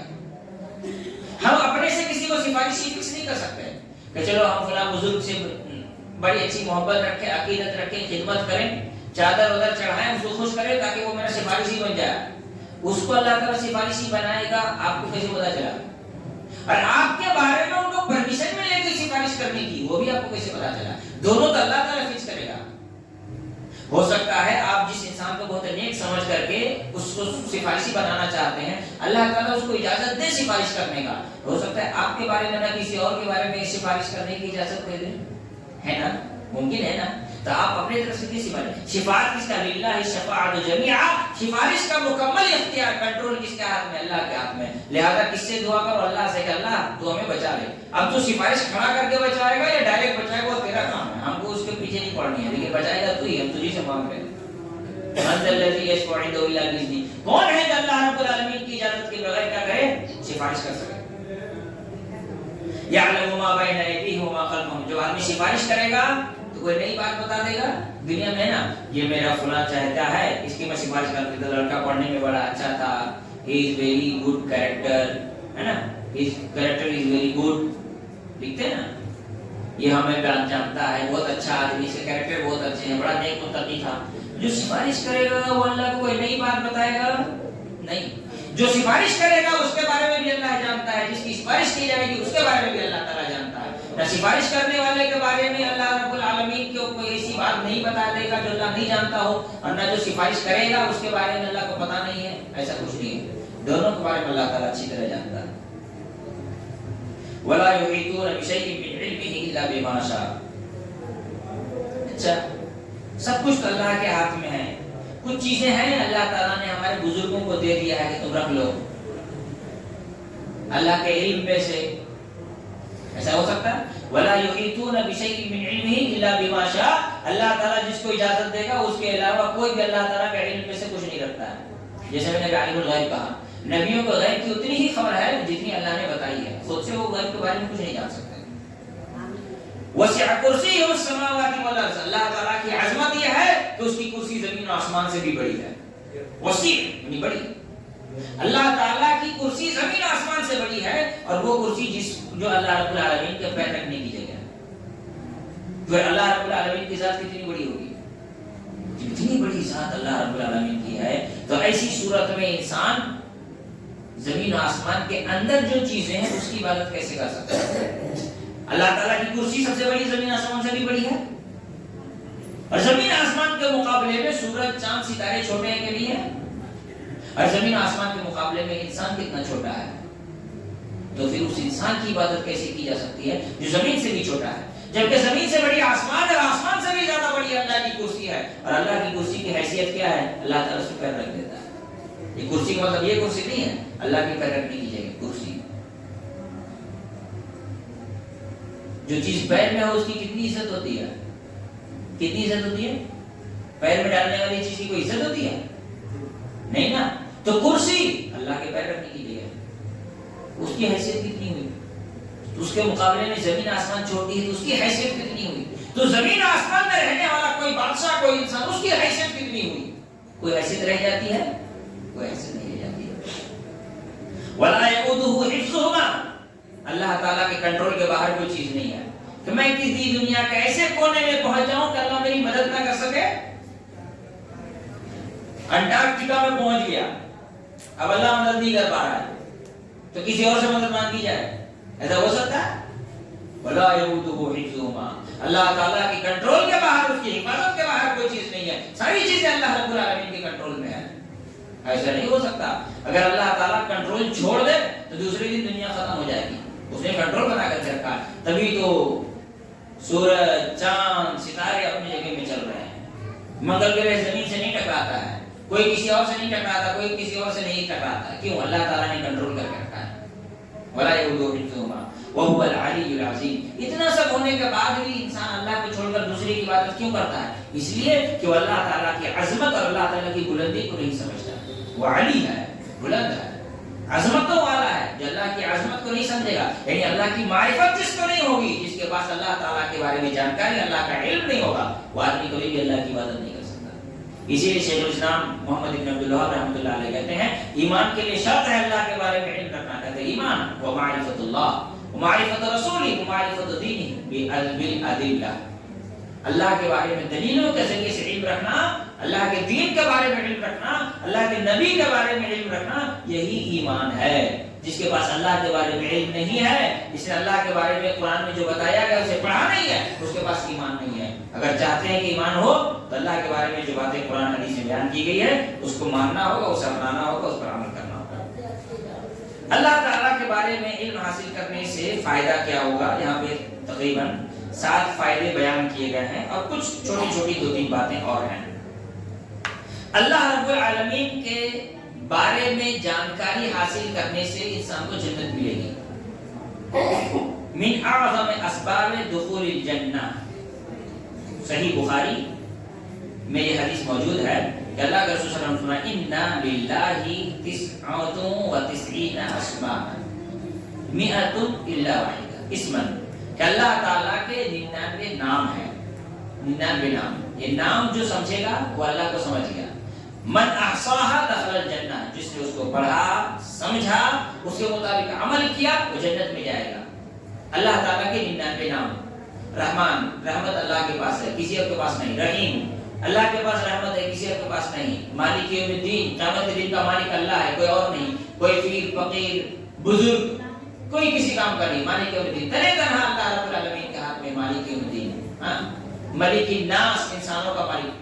اللہ کے رسول صلی اللہ علیہ وسلم نے فرمایا قیامت کے دن اللہ رب العالمین کے ہاتھ میں کیا کہتے ہیں، نہیں اس میں ہے نا وما قدر اللہ حق قدرہ، اللہ رب العالمین کی لوگ اتنی قدر نہیں کرتے جتنی کرنی چاہیے۔ والارض قبضته بیمینہ، والارض جميعا قبضته بیمینہ، اللہ رب العالمین زمین کو اپنی مٹھی میں جما لے گا۔ والسماوات مطویات، اور آسمان اس کے ہاتھ میں لپٹی ہوئی ہوں گی۔ یہ اللہ تعالیٰ کی عظمت ہے۔ مالک یوم الدین، اللہ تعالیٰ قیامت کے دن زمین، آسمان، سورج، چاند، ستارے، پیڑ پودے، ان سب کو اپنی مٹھی میں رکھے گا۔ اس کے بعد کہے گا انا الملک، میں ہی بادشاہ ہوں۔ این الجبارون، کہاں گھمنڈ کرنے والے؟ این المتکبرون، کہاں تکبر کرنے والے؟ لمن الملک اليوم، آج کس کی بادشاہت ہے؟ للہ الواحد القہار، تنہا اللہ رب العالمین کی بادشاہت ہے۔ لوگ سمجھتے ہیں کہ جی ہم تو سید ہیں، ہم بچ جائیں گے۔ کوئی سید وید نہیں بچے گا جب تک کہ اللہ تعالیٰ کے سامنے اللہ تعالیٰ کی رحمت نہیں ملے گی، کوئی سید نہیں بچ سکتا، کوئی پیر، کوئی فقیر نہیں، سب کو اللہ کے سامنے حساب دینا ہوگا۔ بڑی پیاری حدیث حضرت عبد الرحمن بن عوف رضی اللہ تعالیٰ عنہ کے بارے میں آتا ہے کہ اللہ کے رسول صلی اللہ علیہ وسلم نے فرمایا کہ میں نے خواب دیکھا کہ قیامت کا دن ہے اور کیا کہتے ہیں میں سب کو ڈھونڈ رہا ہوں، عبد الرحمن بن عوف کو ڈھونڈ رہا ہوں لیکن وہ دکھائی نہیں دے رہا۔ بہت دیر بعد عبد الرحمن بن عوف نظر آئے تو کہا عبدالرحمن بن عوف کہاں تھے؟ کہا کہ اللہ کے رسول میں حساب و کتاب میں مصروف تھا، اللہ تعالیٰ کو اپنی دنیا میں جو کچھ بھی مال دولت اس کا حساب دے رہا تھا۔ تو اللہ کے رسول صلی اللہ علیہ وسلم نے فرمایا کہ عبدالرحمن بن عوف رضی اللہ تعالیٰ نے کیا کہا؟ اپنے مال و جائیداد صدقہ کر دیا اور کہا یہ پیسہ جو مجھے قیامت کے دن نبی سے ملنے میں دیری کر دے، میں اس پیسے کو لے کے کیا کروں گا؟ یعنی قیامت کے دن صحابہ بھی حساب دیں گے، تو کوئی دنیا کا پیر فقیر صحابہ کو برابر ہو سکتا ہے؟ جب صحابہ کو حساب دینا پڑے گا تو دنیا میں کوئی اور کیسے حساب سے بچ سکتا ہے؟ بادشاہ تو اللہ کی، حساب تو سب کو دینا ہو۔ تو کیا کہا گیا کہ جو اللہ کے مالک یوم الدین، اللہ تعالیٰ قیامت کے دن کا مالک ہے، الجبار القہار، عذاب دینے والا، مجبور کر دینے والا، عذاب کا مالک اللہ ہے، عذاب سے نجات دینے والی ذات بھی اللہ تعالیٰ کی ہے، جنت کا مالک اللہ ہے، جہنم تو اللہ کے 99 ناموں کو جو پڑھے گا سمجھے گا اس کے مطابق عمل کرے گا وہ جنت میں جائے گا۔ دوسری بات، اصل العبادت، انسان کے عبادت کی بنیاد کیا ہے؟ اللہ کے بارے میں جانکاری حاصل کرنا، یہ اول پہلا ہے۔ معاذ بن جبل رضی اللہ عنہ سے کہا کہ اللہ کے رسول صلی اللہ علیہ وسلم نے انک تأتی الی قوم من اہل کتاب فاول شیء تدعوهم الیہ شہادت اللہ الہ الا اللہ، تم ایک ایسے قوم کی طرف جا رہے ہو جو اہل کتاب ہے، یہودی نصرانی ہے، سب سے پہلے تم انہیں اللہ کی پہچان بتاؤ گے، لا الہ الا اللہ کی دعوت دو گے، فإنهم اطاعوا لذلك، جب یہ مان لے فعلموا بأن اللہ قد افترض علیہم 5 صلوات فی اليوم واللیلہ، تو اللہ رب ان کو بتانا کہ اللہ تعالیٰ نے 5 وقت کی نماز اس پر فرض کی۔ نماز روزہ تبھی قبول ہوگا جب اس کو اللہ کے بارے میں معرفت حاصل ہو، توحید کا علم ہو، اگر نہیں ہے تو اس کی عبادت قبول نہیں ہوگی، رد ہو جائے گی، اس کی عبادت قبول نہیں ہوگی، عبادت تبھی قبول ہوگی جب اللہ کی معرفت حاصل ہو۔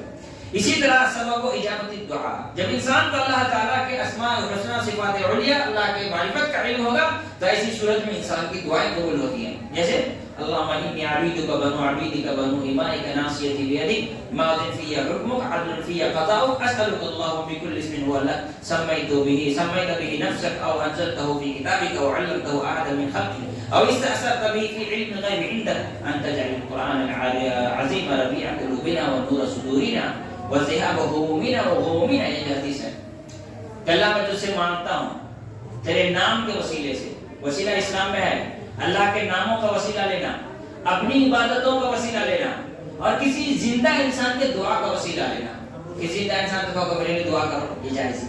اے اللہ میں تجھ پر ایمان رکھتا ہوں اس لیے تو مجھے بچا لے، تو اپنی عبادت کا وسیلہ ہوا نا، اپنے نیک عمل کا وسیلہ۔ اللہ میں نے نماز پڑھی ہے تو میرے گناہوں کو معاف کر دے، اپنے نیک عمل کا وسیلہ۔ یا تو پھر اللہ تو رحم کرنے والا ہے تو رحم کر، اللہ کے ناموں کا وسیلہ۔ تو میں تجھ سے دعا کرتا ہوں تیرے ناموں کے وسیلے سے، وہ نام جو تو نے اپنے لیے رکھا ہے، وہ یہ کچھ نام جو کتابوں میں نازل کیا ہے، یا کچھ نام جو تو نے اپنے نبیوں یا دوسرے مخلوقات کو بیان کر کے رکھا ہے، یا وہ نام جو صرف تجھے معلوم ہے کسی اور کو معلوم نہیں ہو، سب وسیلے ناموں کے وسیلے سے دعا کرتا ہوں۔ جس کو اللہ کی معرفت ہوگی وہ اللہ تعالیٰ سے دعا کرے گا۔ اسی لیے ایک آدمی نے کہا دعا کرتے اللہم انی اسألک بأننی اشہد انک انت اللہ لا الہ الا انت الاحد الصمد الذی لم یلد ولم یولد ولم یکن لہ کفوا احد، کہ اللہ میں تجھ سے مانگتا ہوں کیونکہ میں ایمان رکھتا ہوں، میں گواہی دیتا ہوں کہ تیرے علاوہ کوئی معبود نہیں، تو اکیلا ہے، صمد ہے، بے نیاز ہے، نہ تیری اولاد ہے نہ تو کسی کی اولاد ہے، تیرے جیسا کوئی نہیں۔ اللہ کے رسول صلی اللہ علیہ وسلم نے فرمایا کیا کہا؟ انہ سأل باسم اللہ الاعظم، اس نے اسم اعظم کے ذریعے سے دعا کی۔ ہمارے یہاں مشہور ہے اسم اعظم مطلب سورہ یاسین، اسم اعظم کا مطلب لا الہ الا اللہ، اسم اعظم کسے کہتے ہیں؟ کلمہ لا الہ الا اللہ کے اسم اعظم کہتے ہیں، سورہ یاسین کا نام اسم اعظم نہیں ہے۔ اسی طرح سے جب انسان اللہ کے بارے میں معرفت حاصل کرے گا تو اللہ رب العالمین سے محبت کرے گا اور اللہ تعالیٰ اس سے محبت کرے گا۔ کیسے؟ جب جان لے گا کہ اللہ رب العالمین جنت کا مالک ہے، اللہ تعالیٰ اپنے سے محبت کرنے والوں کی مدد کرتا ہے، اللہ رب العالمین سے محبت کرنے کا یہ فائدہ ہے، اللہ کی طاقت قوت عظمت کو سمجھے گا تو اللہ سے محبت کرے گا، نہیں سمجھے گا تو محبت نہیں کر سکتا ہے، ٹھیک ہے۔ اسی طرح سے اللہ رب العالمین کے بارے میں جان لے گا تو دل میں خوف پیدا ہوگا، نہیں اللہ عذاب دے گا، اللہ پکڑنے والا ہے، اللہ کی پکڑ سے کوئی بچانے والا نہیں ہے۔ کیا کہا اللہ رب العالمین نے قرآن مجید میں؟ ان یمسسک اللہ بضر فلا کاشف لہ، اگر اللہ تعالیٰ کو کوئی مصیبت پہنچائے تو کوئی بچا ہی نہیں سکتا ہے۔ پھر اللہ تعالیٰ نے ایک جگہ قرآن مجید میں فرمایا کہ تم ایسے لوگوں سے پوچھو قل افرأیتم ما تدعون من دون اللہ ان ارادنی اللہ بضر هل هن کاشفات ضرہ او ارادنی برحمت هل هن ممسکات رحمتہ، کہہ دیجئے کہ تمہاری کیا رائے ہے جن کو تم اللہ کے علاوہ پکارتے ہو، عبادت کرتے ہو، مدد مانگتے ہو، اللہ مجھے کوئی نقصان پہنچانا چاہے تو یہ مجھے بچا سکتے ہیں، اللہ تعالیٰ مجھے رحمت دینا چاہتے روک سکتے ہیں؟ تو اللہ تعالیٰ سے انسان محبت کب کرے گا؟ جب اللہ رب العالمین کے بارے میں وہ جان جائے گا، ڈرے گا۔ کیوں؟ انما یخشی اللہ من عبادہ العلماء، جنہیں اللہ کی معرفت حاصل ہوتی وہ اللہ سے خوف کھاتے ہیں۔ اللہ کے رسول نے کہا فرمایا انا اعلمکم باللہ واتقاکم، میں اللہ سے سب سے زیادہ ڈرتا ہوں کیونکہ مجھے اللہ کے بارے میں سب سے زیادہ علم ہے۔ تو جو جتنا زیادہ اللہ تعالیٰ سے کے بارے میں علم رکھے گا اتنا زیادہ اللہ تعالیٰ سے ڈرے گا۔ ساتواں فائدہ یہ ہے کہ اصلاح القلوب و تزکیۃ النفوس، جو آدمی اللہ کے بارے میں جانے گا وہ اپنے دلوں کو پاک و صاف کرے گا۔ کیوں؟ وہ جانتا ہے کہ اللہ تعالیٰ دل کی گندگی کو جانتا ہے، دل کی گندگی لے کے بیٹھے ہوئے ہیں، اللہ تعالیٰ معاف نہیں کرے گا جب تک ہم دل کی گندگی صاف نہیں کریں گے۔ دعا قبول نہیں ہوگی دل کی گندگی کی وجہ سے، تو وہ کیا کرے گا؟ اللہ کے بارے میں جانتا ہے تو دلوں کو صاف کرے گا۔ قد افلح من تزکا، اور جب وہ اپنے دلوں کو صاف کر لے گا، پاک کر لے گا، گندگی سے پاک کر لے گا، شرک کے، بدعات سے، خرافات کے، نفرت کے، بغض و عناد سے اللہ اپنے دلوں کو پاک کر لے گا۔ تو ایسی صورت میں قد افلح من تزکا، جس نے اپنے دلوں کو پاک کیا وہ کامیاب ہو گیا۔ قد افلح من زکاہا، جس نے اپنے نفس کو پاک کیا وہ کیا ہو گیا؟ کامیاب ہو گیا۔ اس لیے دعا سکھائی گئی اللہم آت نفسی تقواہا وزکیہا انت خیر من زکاہا انت ولیہا ومولاہا۔ ایک اصول یاد رکھنے کی چیز ہے، کیا ہے؟ آخری بات، اللہ تعالیٰ کے بارے میں جب ہم کوئی چیز پڑھیں یا کوئی چیز سمجھیں تو اس کو ماننا ہے، عقل میں لانا نہیں ہے۔ اس لیے کہ اللہ تعالیٰ کی ذات بہت بڑی ہے اور ہماری دماغ بہت چھوٹی ہے۔ اللہ تعالیٰ کی ہر بات ہمیں سمجھ میں آئے ضروری نہیں ہے۔ جیسے اللہ رب العالمین نے فرمایا دنیا ختم ہو جائے گی، اللہ تعالیٰ کی ذات باقی رہے گی۔ اب آدمی اگر عقل لڑائے گا اس میں تو گمراہ ہو جائے گا۔ اللہ رب العالمین کے بارے میں جب پڑھے تو اپنے عقل کا استعمال نہ کرے، کیونکہ اللہ کی ذات بڑی ہے، ہماری عقل بہت چھوٹی ہے۔ انسان وہی چیز سمجھ سکتا ہے جو دیکھتا ہے، جو نہیں دیکھتا وہ نہیں سمجھ سکتا ہے۔ اللہ تعالیٰ کو کسی نے دیکھا نہیں ہے لہذا سمجھ بھی نہیں سکتا۔ اچھا، اللہ تعالیٰ کی مثال دینے سے بچے۔ ہمارے یہاں بولتے ہیں وسیلے سے دعا نہیں کرنا چاہیے۔ اچھا، بنا سیڑھی کے چھت میں چڑھ جاؤ گے؟ اس نے اللہ کی مثال کس سے دی؟ چھت سے۔ بنا ارتھنگ کے لائٹ جل جائے گا؟ اس نے اللہ کی مثال کس سے دی؟ ارتھنگ سے، لائٹ سے، گھوڑے سے، دوسرے سے چیزوں سے۔ اللہ کے سامنے گستاخی نہیں ہے، بدتمیزی نہیں ہے۔ تو اللہ رب العالمین کو جب پڑھے اللہ کے بارے میں تو اس کو کسی سے مثال نہ دے۔ اللہ کے بارے میں کوئی بات سمجھ میں نہ آئے تو اس سے انکار بھی نہیں کرنا چاہیے۔ اللہ تعالیٰ کے بارے میں اللہ نے کہا اللہ کے ہاتھ ہیں، اب ہم ہاتھ تو انسان کے بھی ہوتے ہیں، تو اگر اللہ کے ہاتھ مانیں گے تو اللہ تو انسان کے جیسا ہوگا، نہیں اللہ کا ہاتھ نہیں مانتا، گمراہ ہو گئے۔ کیوں؟ اس لیے کہ اس نے سب سے پہلے اللہ کو انسان کے جیسا سمجھا، پھر اس نے اللہ کا ہاتھ ہٹا کر کے اللہ تعالیٰ کو للہ کر دیا، عیبدار بنا دیا۔ اسی لیے شیخ صالح بن سعد السہیلی کہتے ہیں جو لوگ اللہ کے صفات کا انکار کرتے ہیں وہ ایسے نہیں کرتے ہیں، پہلے اللہ کو انسان سے تشبیہ دیتے ہیں کہ اللہ تعالیٰ دیکھتا ہے، اچھا انسان بھی تو دیکھتا ہے، اللہ کی آنکھیں ہیں، اچھا تو انسان کی بھی تو آنکھیں ہیں، لہذا کہا نہیں اللہ کی آنکھیں نہیں ہیں۔ پھر اس نے اللہ تعالیٰ کی آنکھیں نہیں، مطلب اللہ کو اندھا کر دیا، تو اس نے کیا کہ پھر اللہ تعالیٰ کو پہلے انسان سے مشابہ بنایا، پھر اندھے سے مشابہ بنا دیا۔ اسی لیے اللہ تعالیٰ کی صفات کو اس بارے میں عقل کے استعمال سے پرہیز کرے۔ غیب کی جتنی بھی چیزیں ہیں انسان اگر عقل استعمال کرے گا تو گمراہ ہو جائے گا، اس لیے عقل استعمال کرنے سے انسان پرہیز کرے۔ تو اللہ تعالیٰ کی معرفت میں اور بھی بہت ساری چیزیں ہیں، اس پر اور تقریباً مجھ کو لگتا ہے 1 گھنٹے سے زیادہ ہو گیا، تو اور زیادہ لمبی گفتگو اس پہ کریں گے تو اور بھی بہت ساری باتیں اللہ رب العالمین کے بارے میں۔ ہاں ایک چیز یہاں پہ چھوڑ گئی، جیسے یہاں پہ حدیث میں اللہ کے رسول صلی اللہ علیہ وسلم نے فرمایا کہ اللہ تعالیٰ سوتا نہیں ہے اور سونا اللہ رب العالمین کے لیے مناسب نہیں ہے۔ اللہ رب العالمین کیا کرتا ہے؟ یخفض القسط ویرفعہ، اللہ تعالیٰ انسان کے اعمال کو ناپتا تولتا ہے۔ یہ بڑی گناہی ہے، زیادہ عبادت کریں گے نہیں، بہتر عبادت کرنا۔ اللہ گناہوں کو اور نیکیوں کو گنے گا نہیں، تولے گا۔ فَأَمَّا مَنْ ثَقُلَتْ مَوَازِينُهُ، جس کی نیکیاں زیادہ ہوں گی فَهُوَ فِي عِيشَةٍ رَاضِيَةٍ، وَأَمَّا مَنْ خَفَّتْ مَوَازِينُهُ، جس کی گناہ زیادہ ہوں گے، نیکیاں کم ہوں گے، ہلکے ہوں گے، گناہوں کو نیکیوں کو تولا جائے گا۔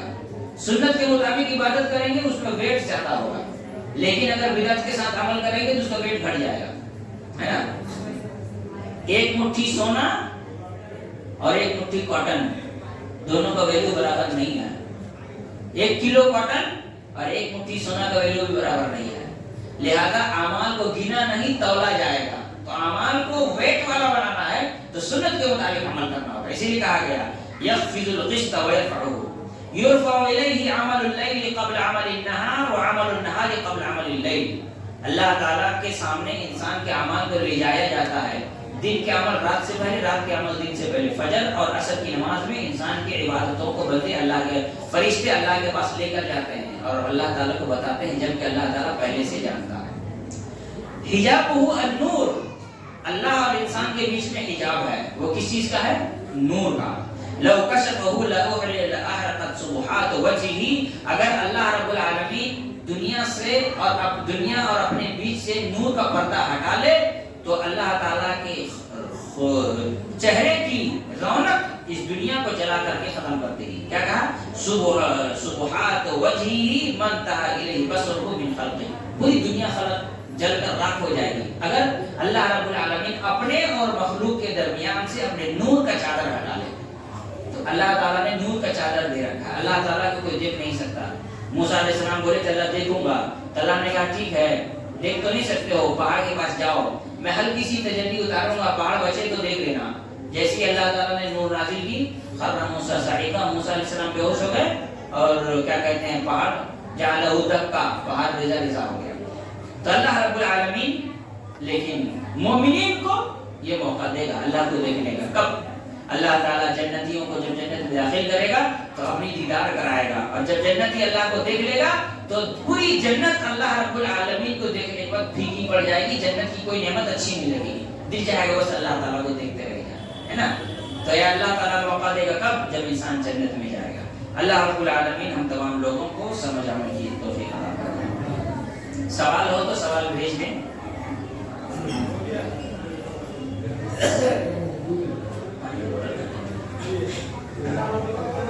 لمبا ہو گیا نہیں؟